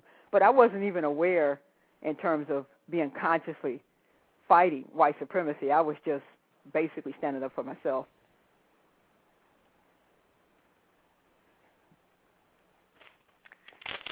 Okay. If a white person is trying to mistreat you or is mistreating you, what should you do or say when that happens or is happening? Okay. It depends on the situation. If it's, for example, a white policeman, should I stand up and accuse the policeman of being a racist? That might not be the wisest course of action at that time. I think your first obligation is to try to survive. If that confrontation puts you in danger, your first instinct, in my opinion, should be to survive it. There's no use confronting someone with a gun and talking about that they're a racist and this and that. So it really, honestly, Justice, in my opinion, it depends on the situation because every response, really can't be calculated in advance. It's hard to know what you're going to do until you're in that situation. And you have to kind of, I would say one thing you can do is be prepared the best that you can. Doesn't mean you go out into the world expecting everybody to mistreat you, but you don't go out into the world naive either. You try to understand how the system works. Therefore, you can recognize that sometimes that some situations are more likely racism will be practiced than not. And so I'm really trying to answer it, but I don't know how I can without a specific example. Because some days you feel stronger than others, and some days your response is stronger than others.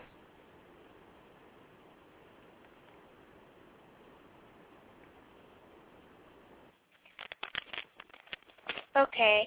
Have you seen non-white people protect white people? And if you have, what did you learn from that?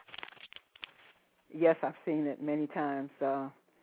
What I've learned from that is it teaches me how programmed we are, and there's a syndrome called the Stockholm syndrome, and basically the Stockholm syndrome is when people have been captured, or say you get a kidnapper that kidnaps several people and isolates them from the world. At some point, those kidnapped victims begin to identify with their kidnapper. Then they begin to defend the kidnapper, and the kidnapper's agenda becomes their agenda. So I think black people are the perfect example of the Stockholm syndrome. We are captives and victims who have been victimized so severely and for so long that we have begun to identify with our victimizers. And so I've watched this quite often, that black people, even without being asked, will defend that white person. They'll defend white people who aren't even in the room. So I would have to say that what I learned from that is to be mindful that that slave mentality is still present in me. And it encourages me to fight that slave mentality. It's almost like you see somebody drinking and you're drunk and they're stumbling, and you used to be an alcoholic or you're still fighting it, and that just encourages you and makes you stronger and not taking that drink. So I look at black people who are doing that as a motivation for me to be mindful that I don't do that. So that's what I learned from watching black people defend white people.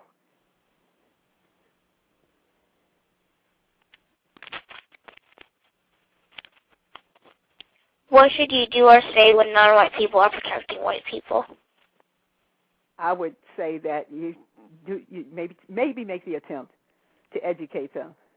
I think that we watch things, we spend too much time being silent. I say what you should do is you should try to educate them. You should call them on it. You should tell them what it looks like they're doing, and let them explain what they're doing. Because a lot of times people can't really, they don't look at their behavior, and that person might resist your suggestion, or they might resist you telling them, but you never know. You might actually have encouraged somebody to look at their behavior. So I would say when you see people doing that, you should call them on it. You should not let them get away with it. You should ask them, why are you saying that? Why are you doing that? And make them look at their own behavior, if you can. Okay.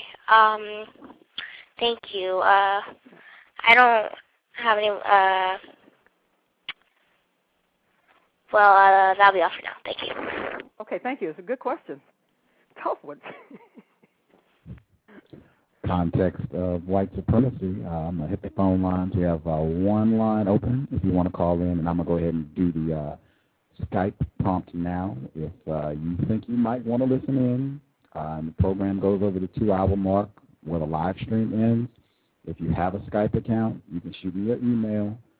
You can shoot me your Skype handle, and I can add you to my line. My email address is untiljustice@gmail.com. Again, untiljustice@gmail.com if you just want to listen or if you want to talk. If you just want to listen, please make sure you mute your line. But yeah, just go ahead and do that, and you should try and get that done. Don't wait till the last minute. Try and get that done before, we'll say before 8:55 Eastern, 5:55 Pacific. Get that done. So shoot me an email with your Skype handle, and I can get you on the phone if you think you want to listen. One line open if you want to call in the phone route. We have one line open if you want to call. Going to the phone lines, person who called with a blocked number, your line is open if you have a question. Hello, Ms. Pam. Can I be heard? Yes. Yes, I can hear you. Hi. I have a question for you regarding the sex between white people and black people in particular.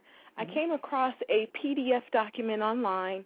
It was a copy from the New York Times in 1910, about exactly 100 years ago. And it was advocating sexual, what did it say? It said the headline on the title was Elimination of the Negro Through Race Amalgamation. And specifically, it advocated that there should be the elimination of black people through sexual intercourse between specifically black females, black mothers, and white fathers. And I wanted to ask you what, and also it said that the opposite arrangement, black fathers, white mothers, is not the desirable situation. So I wanted to know, with that, what do you think the purpose would be, especially since we're seeing this heavily promoted today, in using black females versus white females in this for the white supremacists? Wow, that's a good question, because usually, my first thought, which might not be correct, is that they made a switch. You said that was printed in 1910? It said, I believe, May 15th, 1910, copyright New York Times. Okay. I'll have to look that up. I would say that that's something to think about, because black women and white men, and I can't understand how that would really benefit white supremacy more than the reverse. Because generally speaking, the mulatto child basically adopts the sympathies of its mother.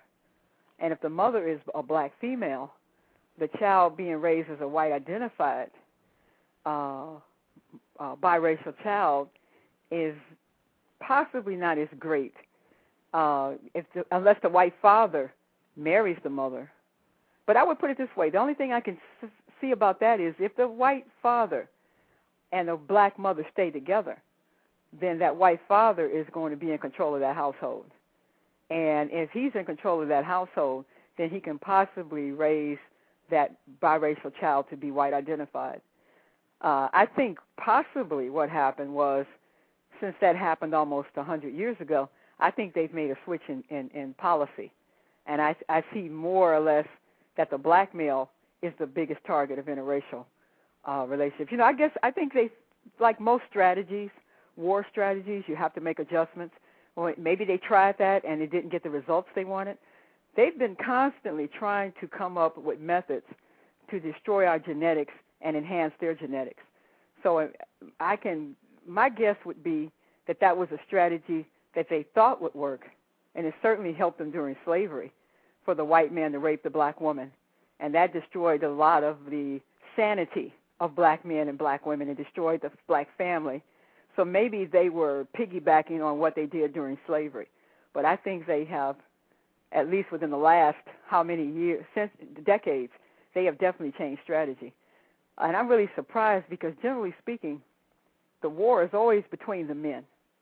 The women are just tools. They sustain collateral damage, and then it's up to them to survive the war with themselves and their children.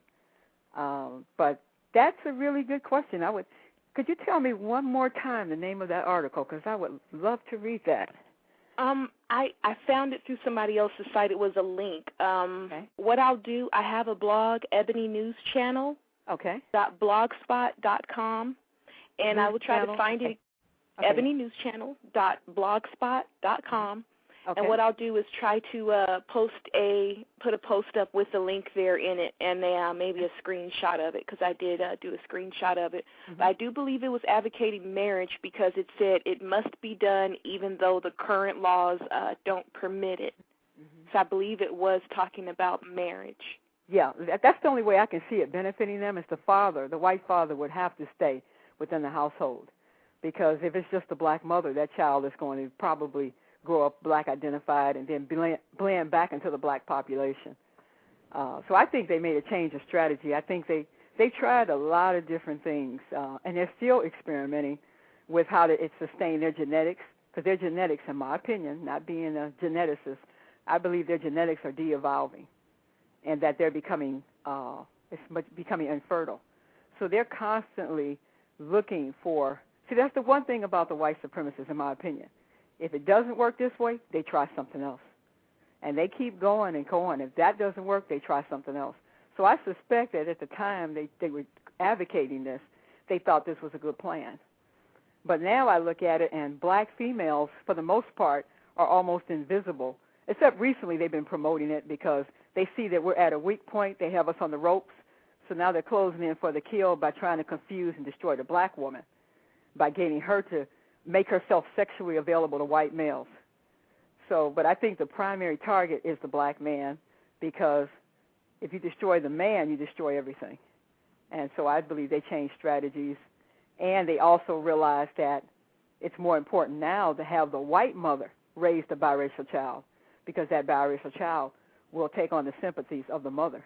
And that biracial child, unless the father is there, which more than likely he won't be, because most black male, white female marriages, they have the highest divorce rate of all the marriages. So more than likely, if a white woman has a child with a black man, whether she's married or not, she's going to wind up being a single white female raising that black child. Did I answer? I'm sorry. Did I answer your question? Thank you. Okay. Do you have any other follow-up? Did you? No, that's it for now. Thank you very much. Okay, thank you. And I will contact your blog. I'd love to read that. Okay. Thank you for mentioning that. You're welcome. Mr. Nero, investor in the cows. Mr. Nero, did you have a question? Well, greetings. Can I be heard? Yes, sir. Loud and clear. Yes. Well, greetings to you, Pam. Thanks for coming on the show again. Greetings to you. We had so much fun the last time. I remember. I was with you up until the part about, I think when Justice asked you the question about have you seen non-white people defending white people. I think that was the gist of the question. Mm-hmm. And I'm no longer so sure about that. Mm-hmm. And so I guess I really don't have a question other than just wanted to comment about that. I think I've decided to no longer pursue trying to educate those who defend them to a certain degree, and I guess I'll have to really consider the degree of the defending that they do. But I just wanted to put that out to you to possibly reconsider that. And I say that because in a war, when sides have allies, you wouldn't ask an ally to reconsider their position. You know, the ally is firing at you as well. So I'm really right now reconsidering whether or not I should just classify them also as an enemy. That's the struggle. And you know what's really difficult is if they're in your family. Exactly. And trying to decide how do you extricate yourself without doing the wrong thing. Exactly. So I really didn't have a question, but I just wanted to share my thoughts with you on that. You know what? Sometimes I try to give a what I think is the right or a good answer. I agree with you also that some people you just have to write off.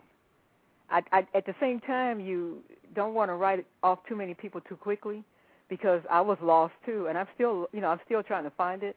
But had somebody written me off 10, 15, and that wasn't really bad, but I had some really stupid ideas in my 20s. I mean, just stupid, and I just say it's stupid. And had somebody written me off, I do believe a lot of people, particularly when they're young. Now, somebody's 50, 60, 70 years old, they still acting, they still defending white people. I think for me, I look at the age. If they're young, I still feel I have to try. But if they're past a certain age, I'm not wasting my time. So for me, it's a matter of, say a 20-year-old comes to me and they're doing certain things, I think it's worth the effort. You might not be successful, but I think we just can't give up on them because it's the fault of the previous generations that they're in the condition that they're in. So how can the previous generations write them off?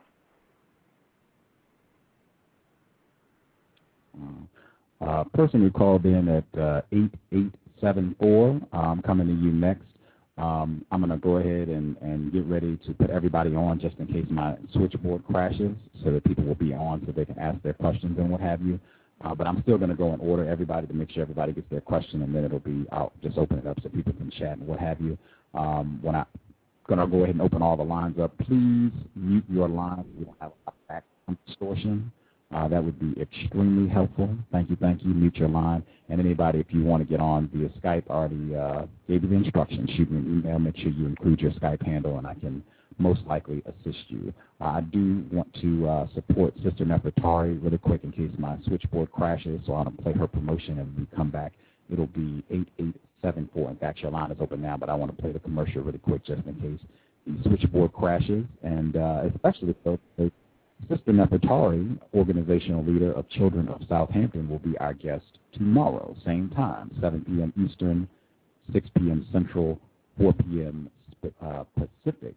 Sister Nefertari Mary Moot Nzinga of the Children of Southampton, her third visit to the context of white supremacy should be a lot of fun. So her commercial, and then when we get back, it'll be 8874, your question. The second annual Nat Turner Day Weekend Celebration 2010, The Resurrection of Haiti, Friday, August 20th to Sunday, August 22nd, at the Church of the Advocate, 1801 West Diamond Street, Philadelphia, PA, sponsored by the Children of Southampton, featuring Umar Abdullah Johnson, the Irritated Genie of Southeast, Sister Nefertari, Mary Moot Nzinga, the Universal African Dance and Drum Ensemble, the Lest We Forget Black Holocaust Slave Museum, and a special feature, the Nat Turner Day African Insurrection Musical with Brothers Keeper, the African Marketplace, and much, much more. The cost for the entire weekend, $50 for black adults, $25 for black students and children under 12, and $25 for black elders 65 and older. For more information, contact the Children of Southampton at www.ourcause.com. That's www.ourkos.com or 888-817-3235. That's toll free at 888-817-3235.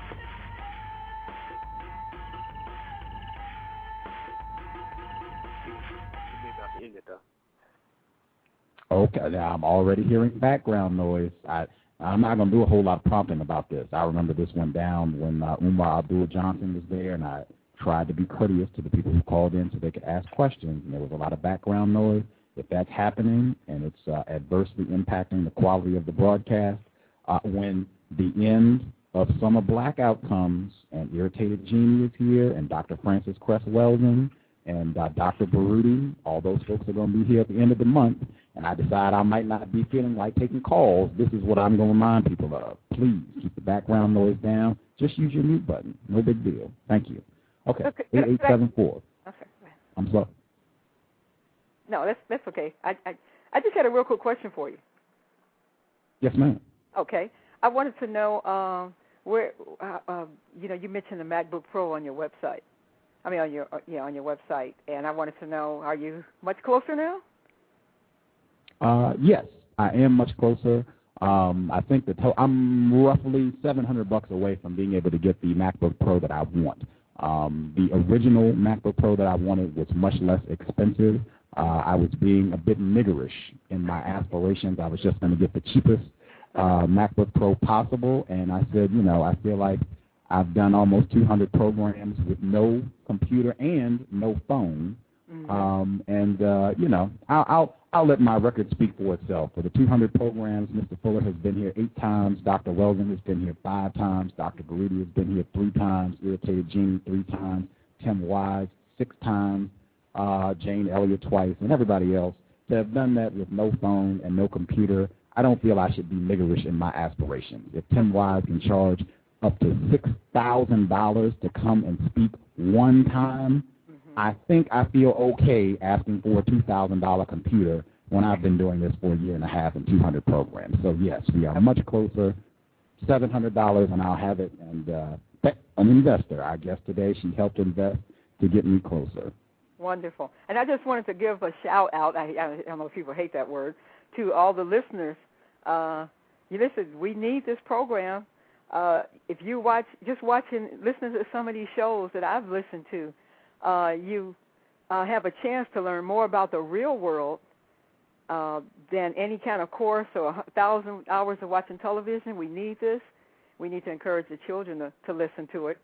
And so I hope if anybody's out there, I don't want to make this sound like a sales pitch, but even if you have $5 or $10, this is all benefiting us. And so I hope that, folks, I know it's hard times out here, but I hope people will be moved to contribute, because we have to start supporting the things that we say we believe in.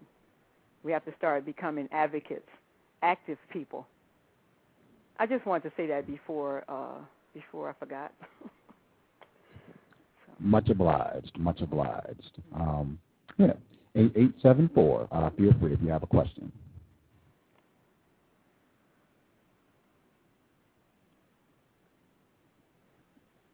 Person who called in, last 4 digits, 8874. Did you have a question, or are you just listening?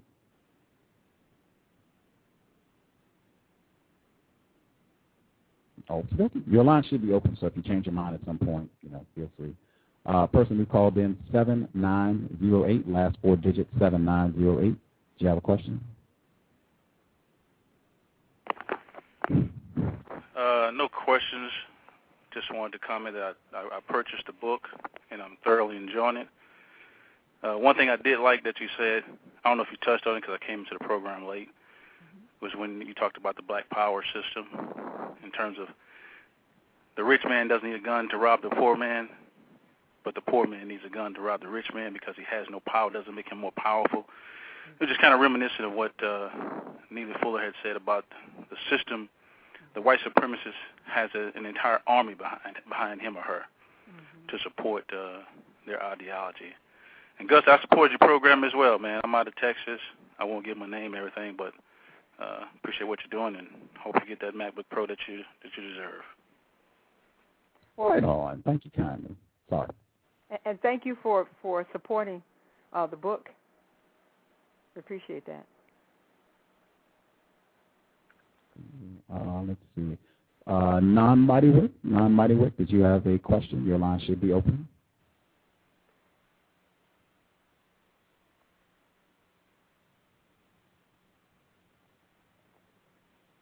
Non-Mighty-Wick, are you there, sir? Your line should be open.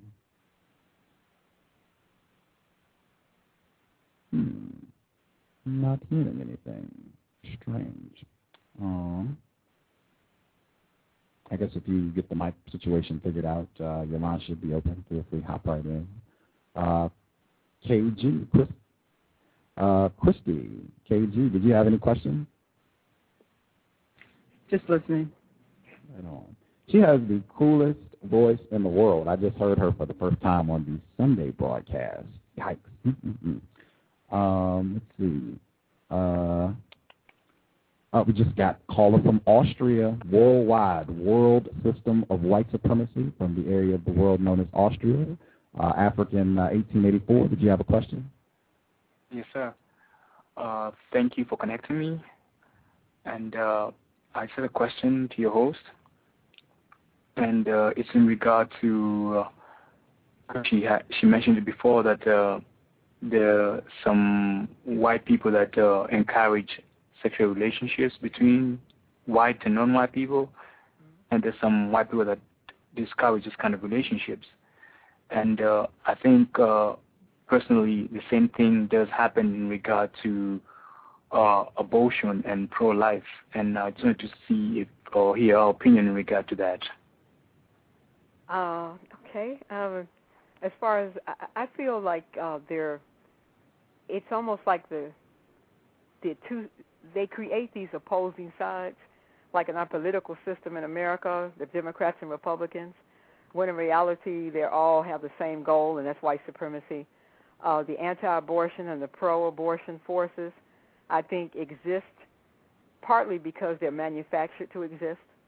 I think that they create these opposing sides to keep the confusion up, to be able to divide the people, to politicize issues so that they can manipulate the population. I think that the white supremacists that oppose interracial may genuinely oppose it, but then again, they may also be paid to oppose it, those that promote it. But I think the ultimate goal of whatever they promote, be it anti-abortion or pro-abortion, anti-interracial, pro-interracial, I believe it's all with one purpose, and that's to promote white supremacy. We should know enough about the nature of the white supremacist people to know a little, to at least understand one thing. They don't promote anything that interferes with promoting white supremacy. Everything is about white supremacy. Everything, even when it looks like it's designed to help us, is about white supremacy. Everything they do for us is about white supremacy. Everything they tell us to do is to promote white supremacy.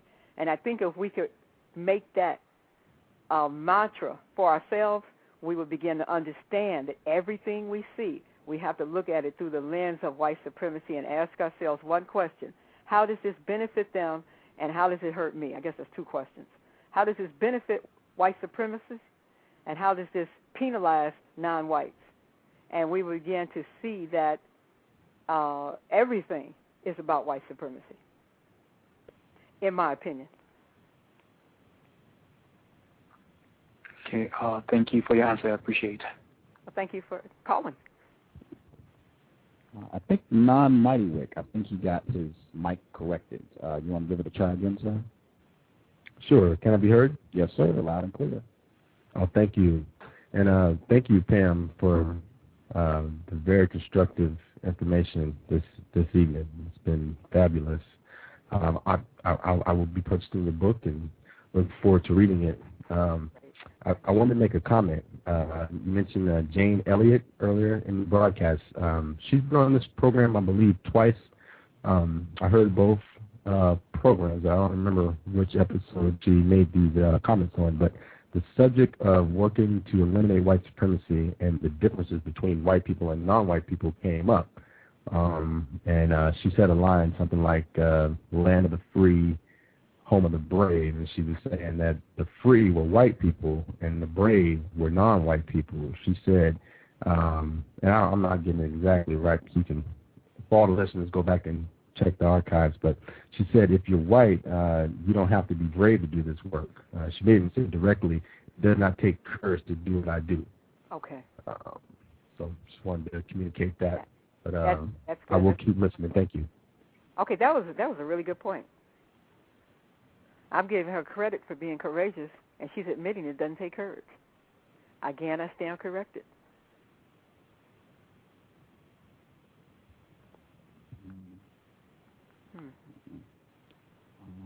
There are quite a few people on the line. I think 7 in addition to our guest, Pam. So I think everybody got an opportunity to ask a question that had one. So other folks, if you have other questions or comments you would like to make, feel free. Quite a few of us here. Oh, are you telling me? No, I'm sorry. Go ahead. Just in general, I guess. Okay, I had a question, sir. Help yourselves. Yes.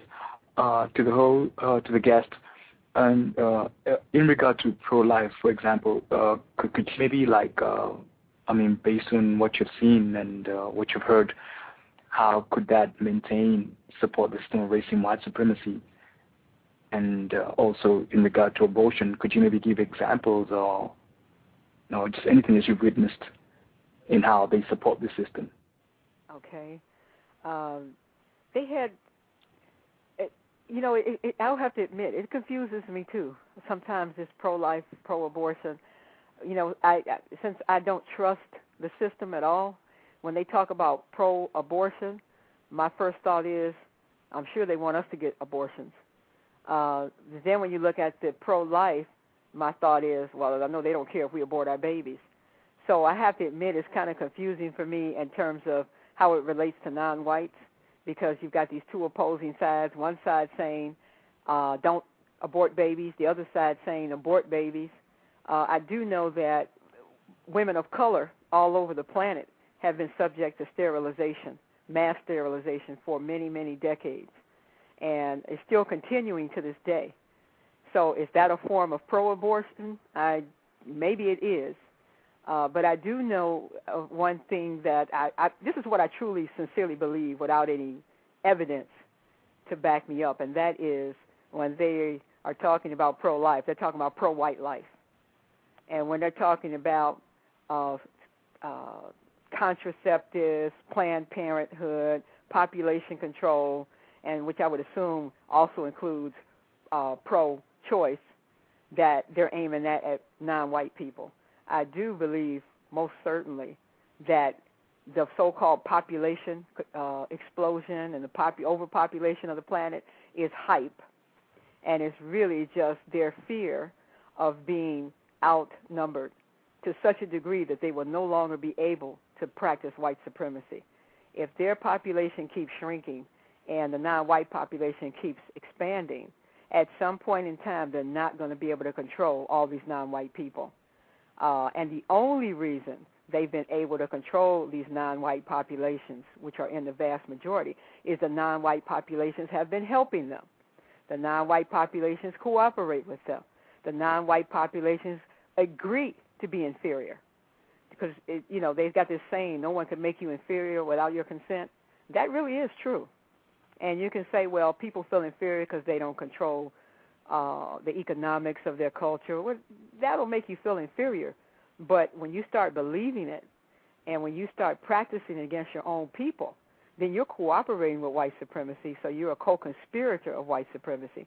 And without the co-conspirator, the non-white co-conspirators, there would be no white supremacy. And they know that. That's why they want us to breed and reduce our populations of black and brown and red and yellow. And so where the pro-abortion and pro-choice comes in, it's another matrix. It's another manufactured level of deception and distraction. But as far as what these individual alliances are doing, I couldn't answer that. But whatever they're doing, I'm pretty sure it's promoting white supremacy. And I don't know that I answered your question.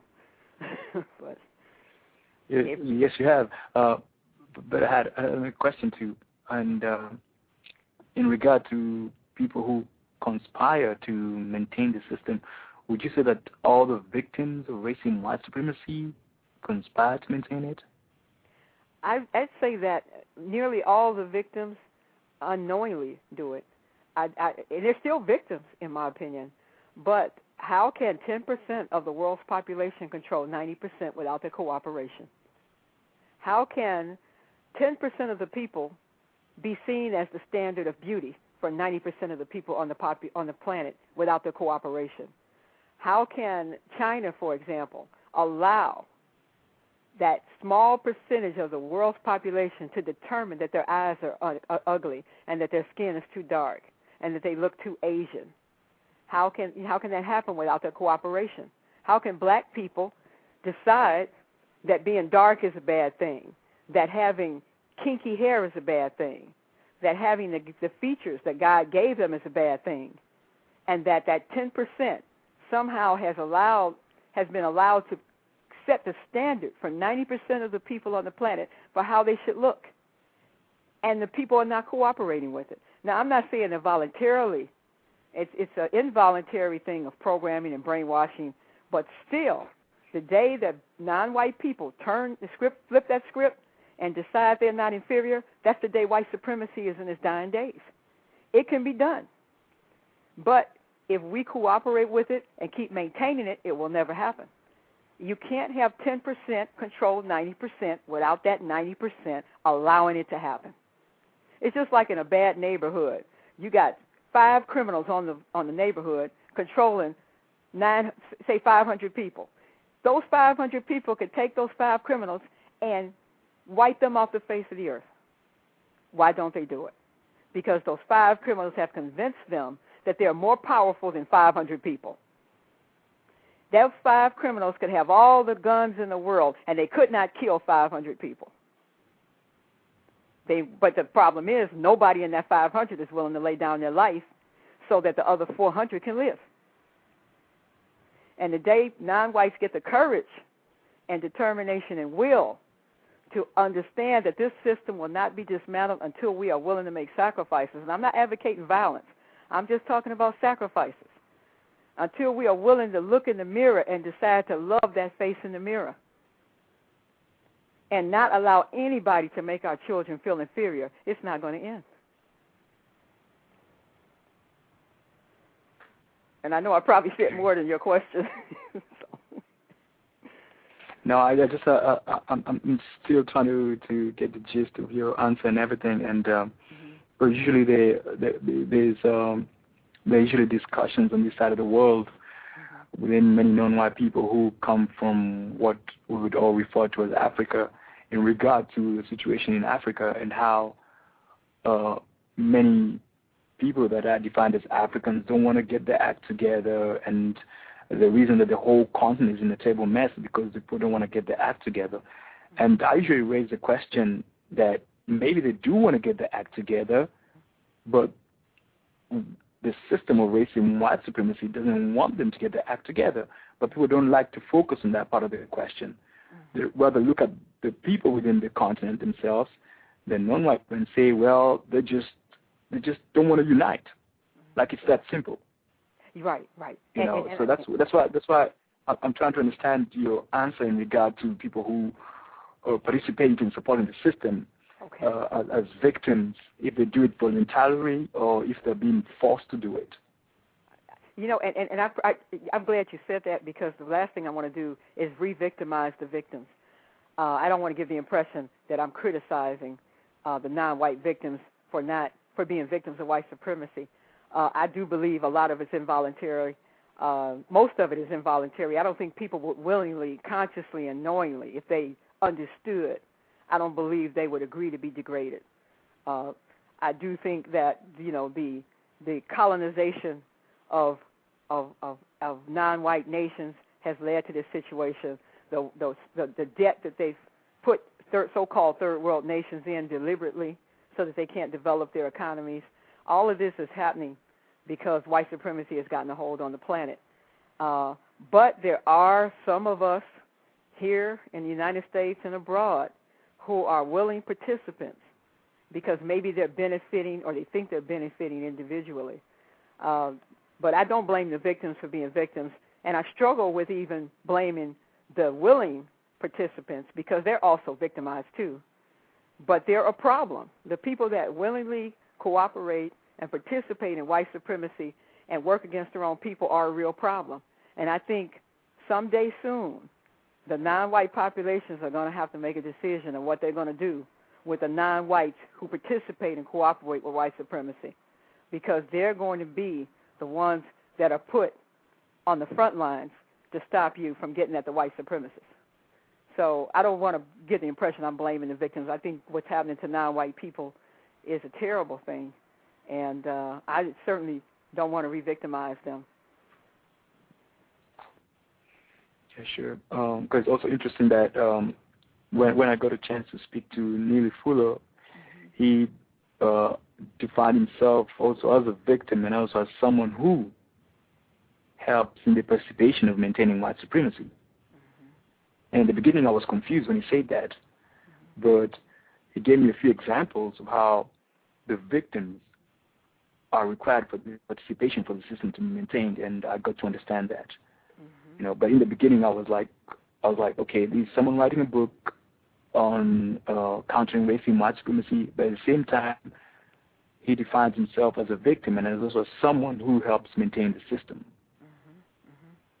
Does anybody on the call, because I've said repeatedly, all non-white people support in some way, shape, or form the system of white supremacy. Does anyone on the line know of a non-white person who does not support the system of white supremacy? And if so, could you name them, please? Not me. No. I know somebody who said they don't. Who is that? Miss Judy's, correct? Oh, she said she was not a victim. She didn't, unless I'm incorrect, but Cheryl Judy, she's a non-white female. Unless I'm incorrect, I thought she said she was not a victim of white supremacy, that she had never been mistreated because she was not white. I don't remember her saying that she didn't support the system of white supremacy, but I could be remembering incorrectly. That was in so-called Valentine's Day, February 14, 2010. Anybody, if you want to go back and listen. Miss Judy, that might be an interesting program. Pam, if you want to check that one out. Miss Judy, she's a professor at Northwestern, doctorate in African American Studies, and she authored a book, Interracial Marriage Between Black Women and White Men. Very interesting book, very interesting program. But yeah, I don't think she said that she didn't support the system. I would say she definitely supports it, because she said those are nothing less than loving, consensual relationships, and everyone should be so happy as to have someone love them. She memorized the sound. Wow, I was ready to ask you, was that a sound clip? I tried to get the cadence right. Yeah, that was a sound clip. Wow. I would have played it if I had my switchboard. I would have played it. I thought to myself, you're pretty good. You popped that sound clip up out of, wow, I was impressed. It's ironic that you mentioned it, because I was listening to it last night, and you actually called Miss Judy's Judas on a couple of occasions. How many times have I said I don't believe in coincidences or accidents?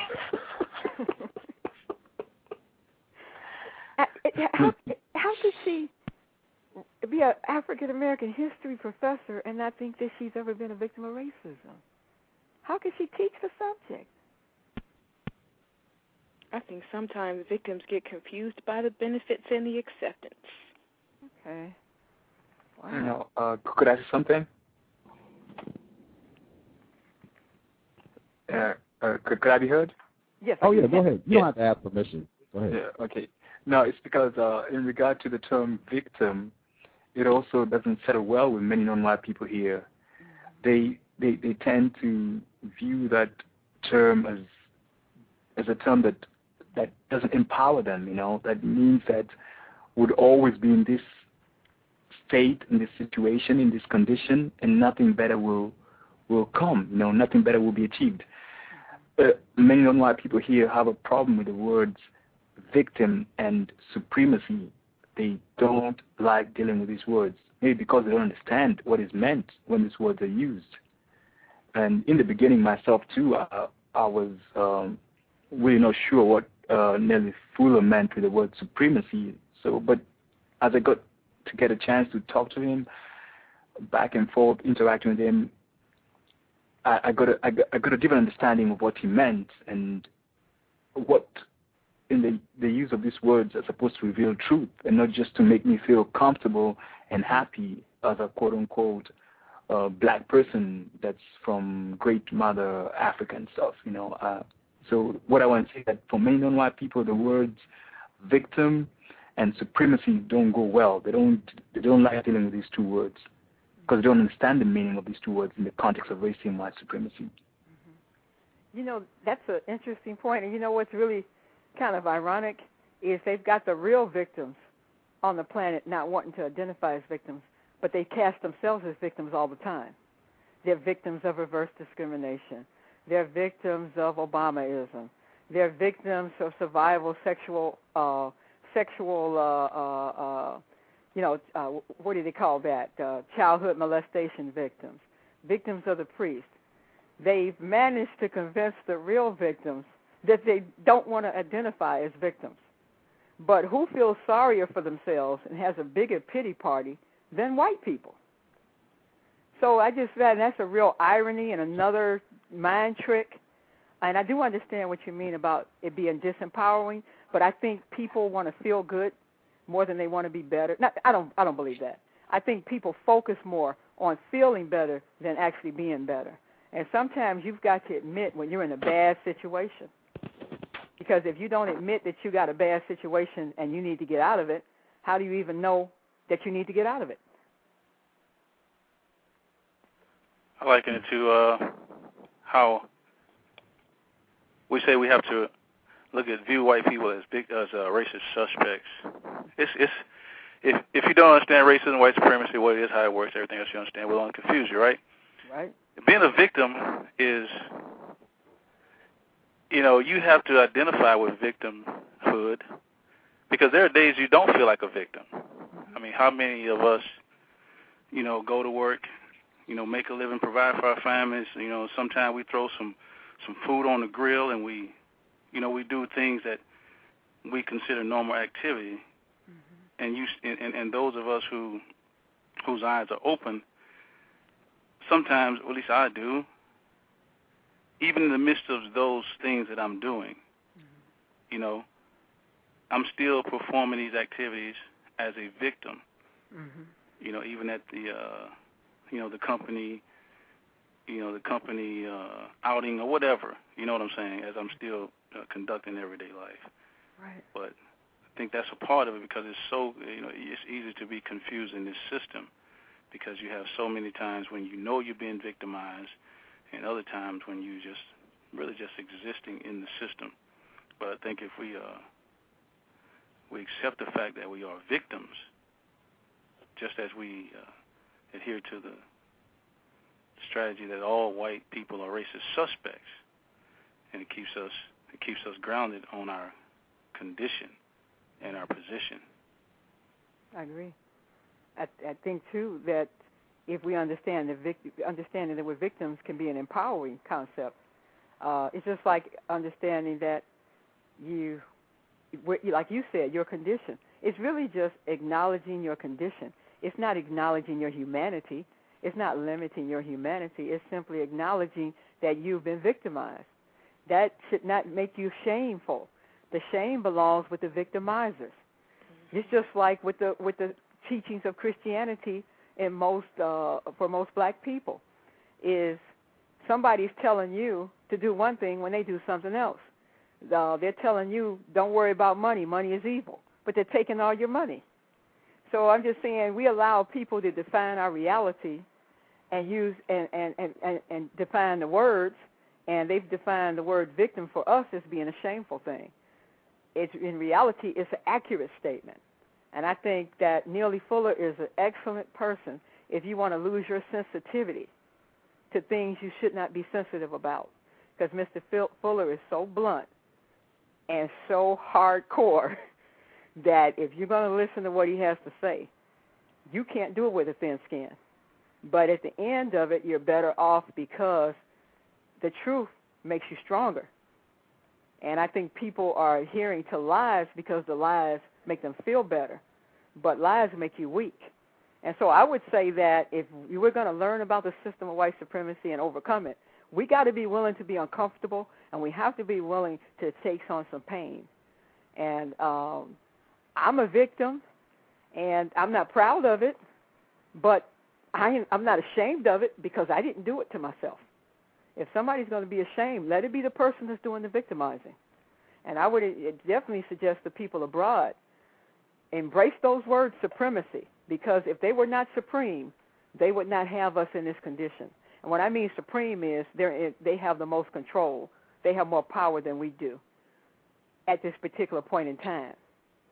But that does not make them superior. And I would say don't get the word supremacy mixed up with superiority, because one has nothing to do with the other. But if we can't be honest about our condition, we can't change it.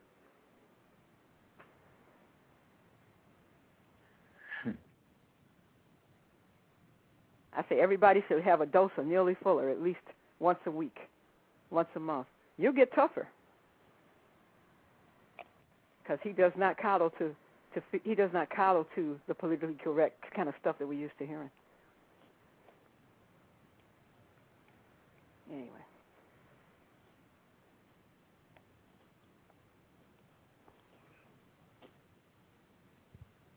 I'll ask one for Christy, listening in. She was curious about, you are familiar with Mr. Fuller's book, the Code book. What were your initial thoughts, like the first time you read it? What were your initial thoughts and or feelings when you read the section of the book that deals with war and counter-war? Okay. I'm not going to pretend that I understand everything and that I've read every page, because I haven't. I would have to say that some of the things are confusing to me. I'm trying to find one in particular.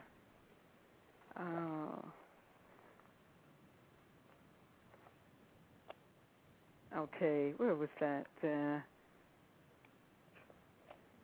I don't know exactly where it is, but I would have to say that I can't give a really honest answer because I don't know that section well enough. I've run through it, but I would have to say that I would have to say that might be a question for my next interview if I have one. But I will certainly, I would say that the things that I've read in Mr. Fuller's book are things that, you have to kind of read it over and over again, because sometimes they go against my first nature, and that's the nature I've been programmed with. So I really want to defer answering that question because I don't think I can do justice to it. Sorry, what did you say? Could you repeat yourself? I'm sorry. It goes against what nature? Well, some of the stuff that he says, he says it in such a way that I'm thinking, how in the world can I do that? For example, one of the things was, I think it wasn't in the war section, and I'm trying to find the thing that, I think one of the things he said was never call a white person a racist. Is that correct? Does anybody remember reading that? You had to call them a suspected racist. Right. Did he say that? Never call a white person a racist? Or never accuse a white person of being a racist? I think that's what he said. I think. There's so much to this book. Okay, one thing he said, never say that any person is unemployed. Every person in the known universe is employed. All persons are either employed in the production of justice or they are employed in the maintenance, expansion, and or refinement of non-justice. So when I say it goes against your first nature is, well, you use words the way you use them, real sloppy. But he's very precise with words. And so when I say first nature, I mean my first gut instinct is to be sloppy. Is to think about words the way I've always thought about words. And that means not thinking about them, just accepting other people's definitions. So I don't really think, honestly, I'm qualified to interpret Mr. Fuller's book at this time. I mean, I can have an opinion about what I've read, but I'm still reading it. And I'm still rereading it because a lot of things I've not digested them. Because he's precise, and I'm not precise as of yet. Hopefully one day. Ms. Pam, what do you think one of the most effective ways what do you think is one of the most effective ways that black females in particular can counter the system of racism, white supremacy? Okay, one thing I think is really important, since so many black children are being raised by black females, even black females who are married. They still spend probably more time with their children, imparting values than the fathers do. And I would say one thing that I would suggest for black women do is be careful what we say. Be careful how we talk about black men.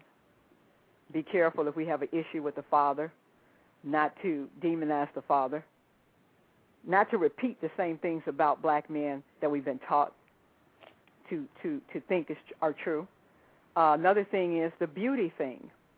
I mean, because we're usually the main ones in the home, the things we say about black people's physical features are really important.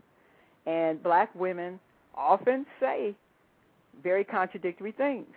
We got to stop acting like we can imitate these white beauty standards, yet teach our children to have pride in their black appearance.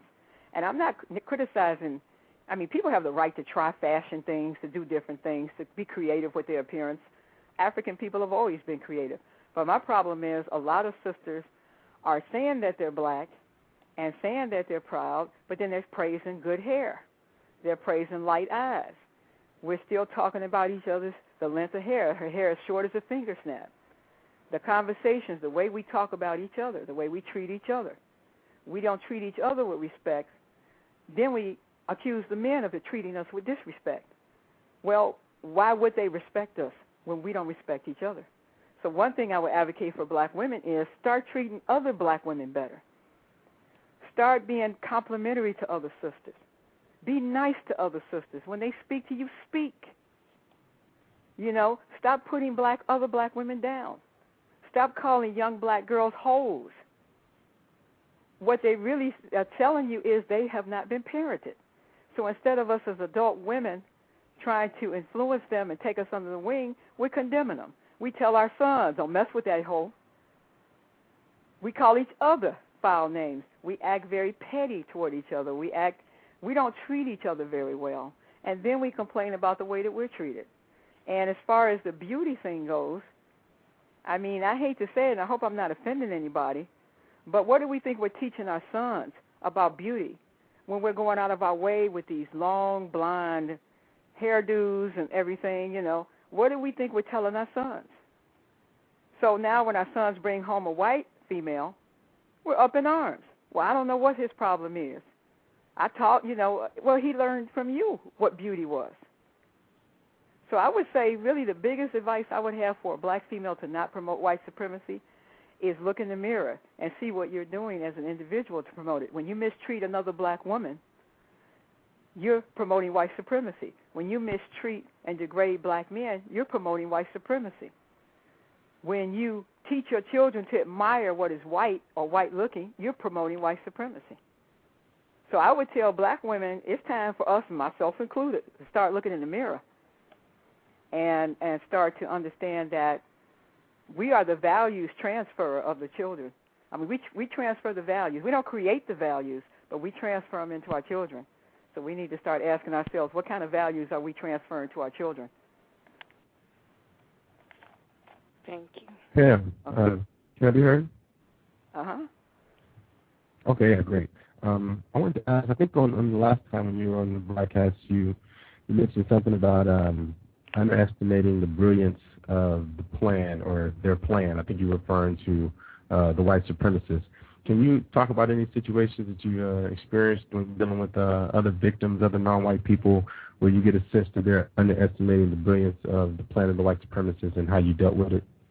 Yeah, I run into it all the time. I hear comments like, the people in power are stupid.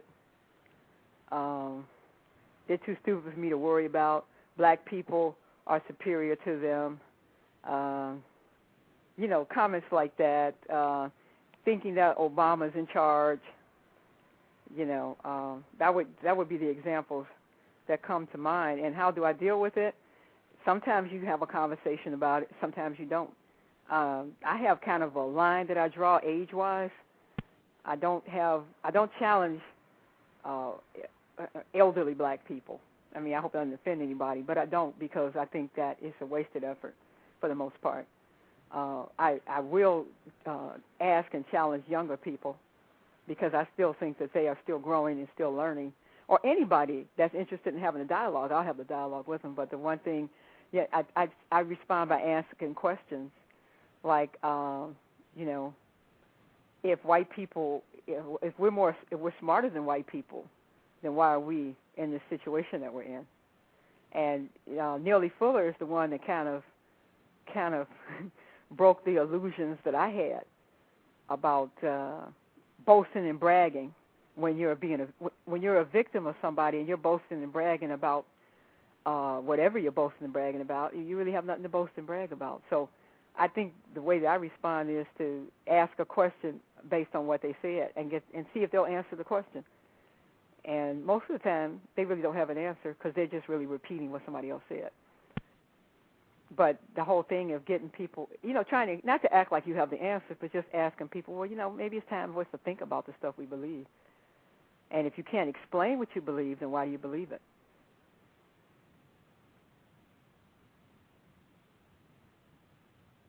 Hello? Did I answer your question? Yes, ma'am. Thank you.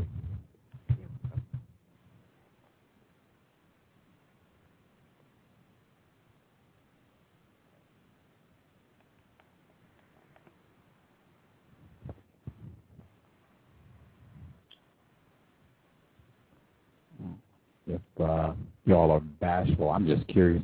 Do you think in the system of white supremacy, when a non-white person engages in sexual intercourse with a white person, if they stop, they become informed about racism, white supremacy, they truthfully acknowledge that it exists and that they are a victim of that system, do you think there is long-term damage done to a non-white person who has sexual intercourse with a white person?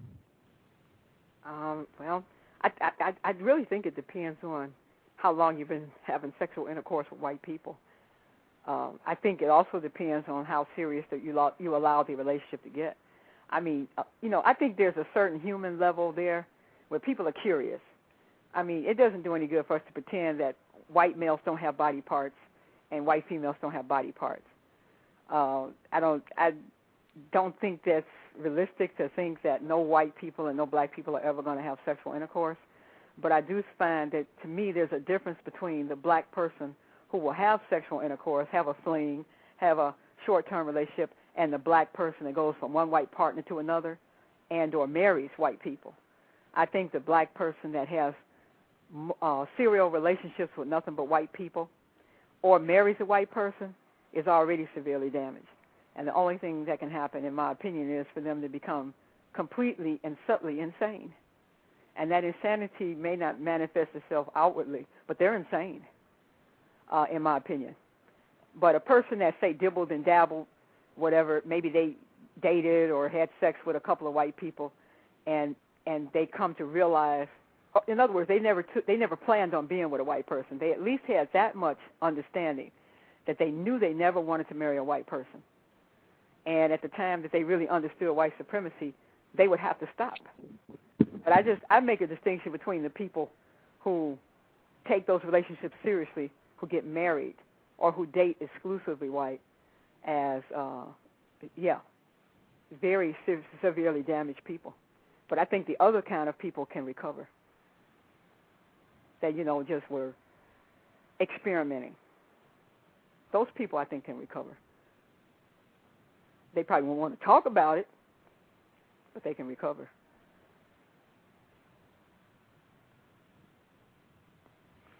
I thought I was going to hear the bell, Gus. What is your... You would have if I had my switchboard. If I had my switchboard, I would have played the Judice clip. I would have been ringing the bell, and but I don't have my switchboard. So, ding, ding, ding. Maybe it's a subject for a topic for a later show, if one even comes up. But the young man in Connecticut, I could not help but think about the counter-war portion of the book after what happened there, and also the confusion that he must have been under as being in a relationship with a white person. And just a classic example of someone, just from my perspective, who's doing everything he can to fit in. He has a white woman. He's, going to work, and he still retaliates. I mean, I don't know if you have any opinions on what took place, if it's even worth talking about. Yes, it is. This moment, but I just thought about that when the brother brought up the counter races. Your opinion on the counter war strategy, where it's taking the lives of those who have victimized you and then turn around and taking your own life, which many people disagree with. But I just thought that his confusion level had to be extremely high based on his relationship, and just kind of wonder what he was going through. But I'll be quiet. I had the same thought. I'm sorry. No, I'm finished. I'm sorry. Go ahead. No, I had the same thought. I heard about the story, and I saw the name of the girlfriend. I never saw a picture. And my first thought was she white? So she was white? Yes, she was okay, white. I figured from the name, because I think her name was Hannah or something. I forget what it was. But, I definitely see a connection between self-destructive behavior and these interracial relationships. I think one thing does tie into the other. In that young man's case, I don't want to say I know, but I suspect that played some role in it because he had no safe oasis. I mean, he was dealing with racism, he said, on the job, and then he's coming home and he's looking at a white person's face who may or may not have supported him. So that's what I mean, the people that get called. There's a recent case of some football player, I think, who was, maybe he's a basketball player, I'm not sure. I can't think of his name. He just committed suicide a couple of weeks ago. And he was, I don't know if he was still with his white wife, but he had been married to a white woman.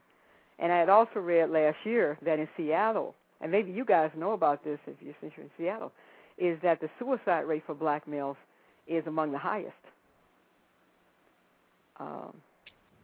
And I do believe that the interracial, the places where interracial relationships are high for black men, I do think it puts black men and women at extreme psychological risk. And so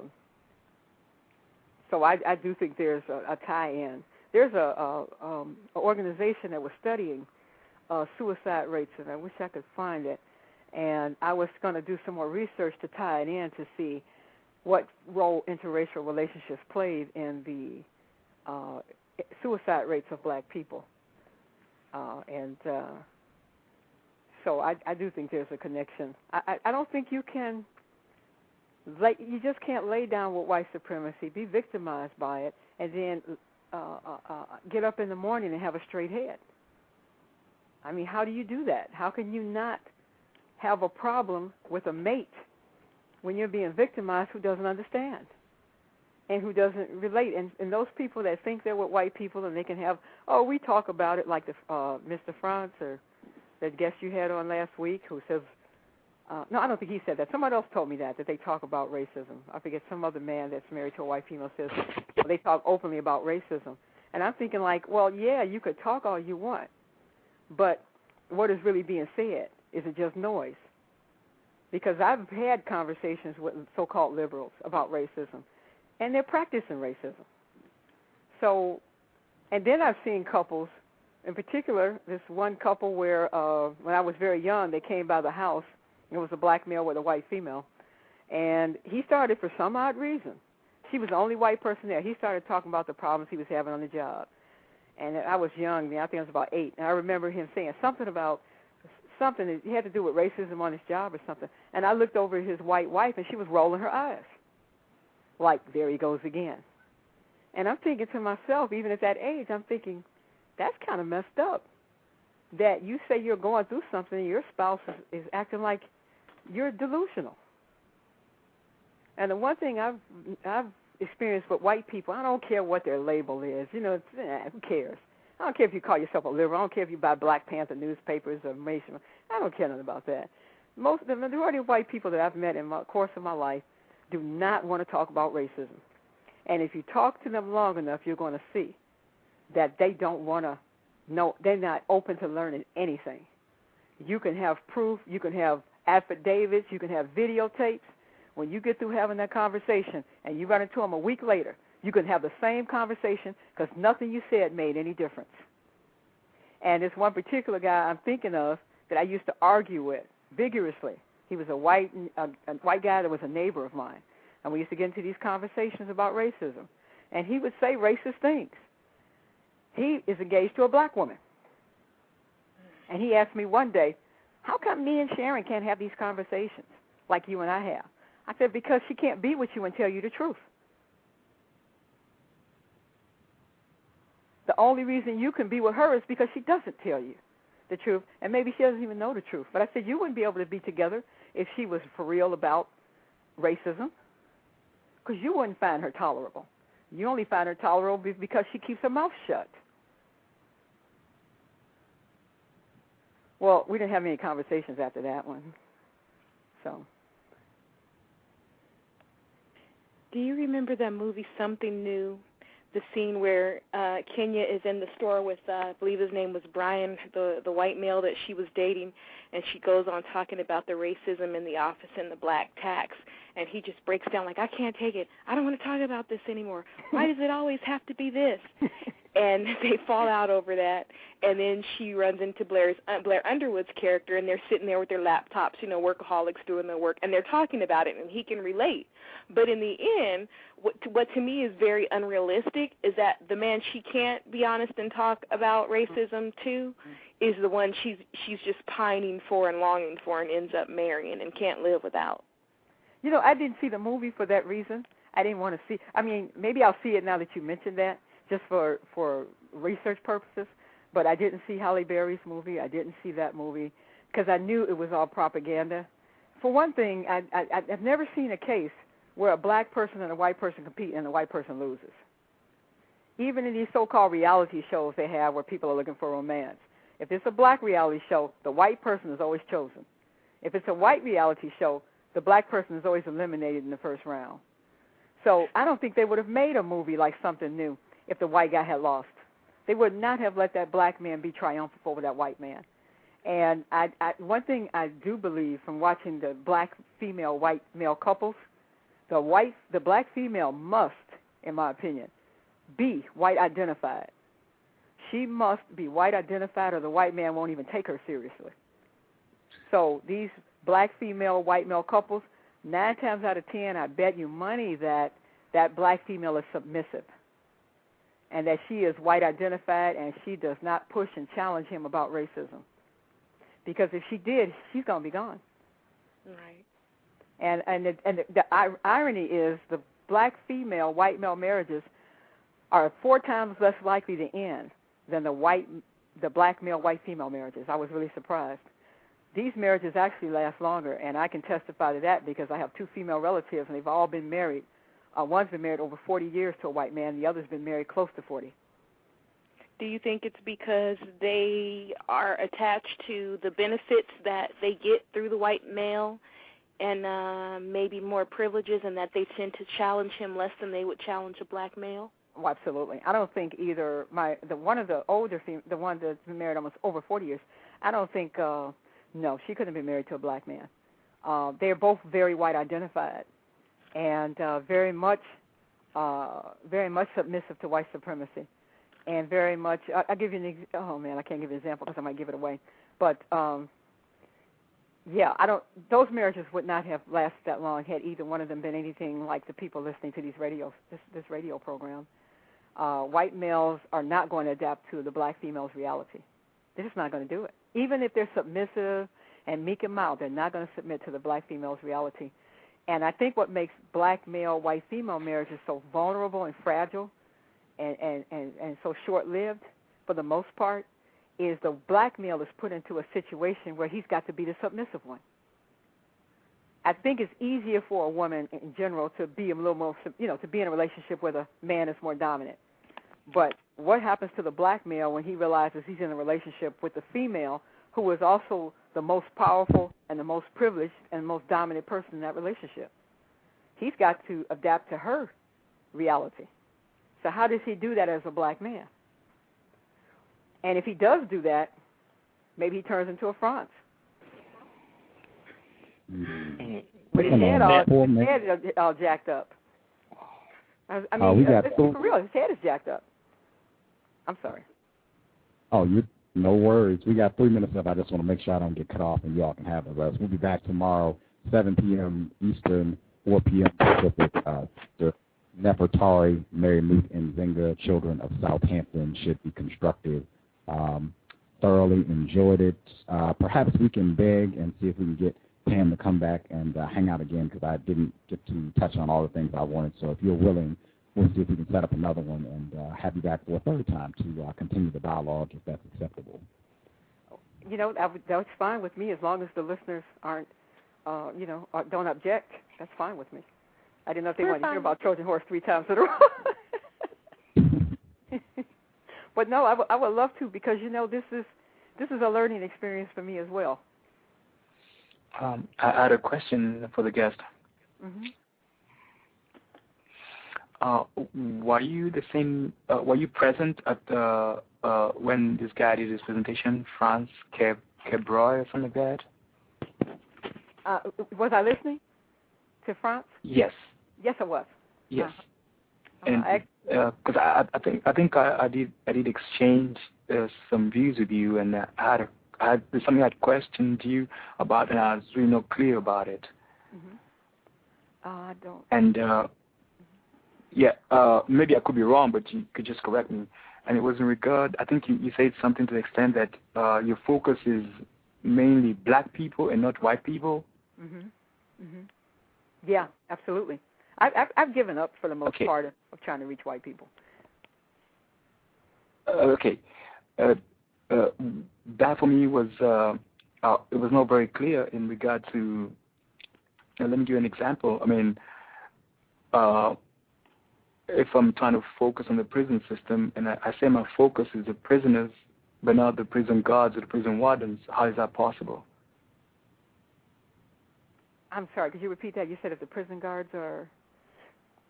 No, if you say that your focus is just black people and not white people, yeah. Okay. For me, it was not very clear. Okay. Because if I give an example, someone saying his focus is just the prisoners and not the prison guards and the prison wardens, mm-hmm. and yet there's a power relation between the prison guards and the prison wardens and the prisoners. Mm-hmm. So what they do as guards and wardens influences the actions of the prisoners and stuff. Right. So if you're going to reach out the prisoners, how do you isolate them from the prison guards and prison wardens?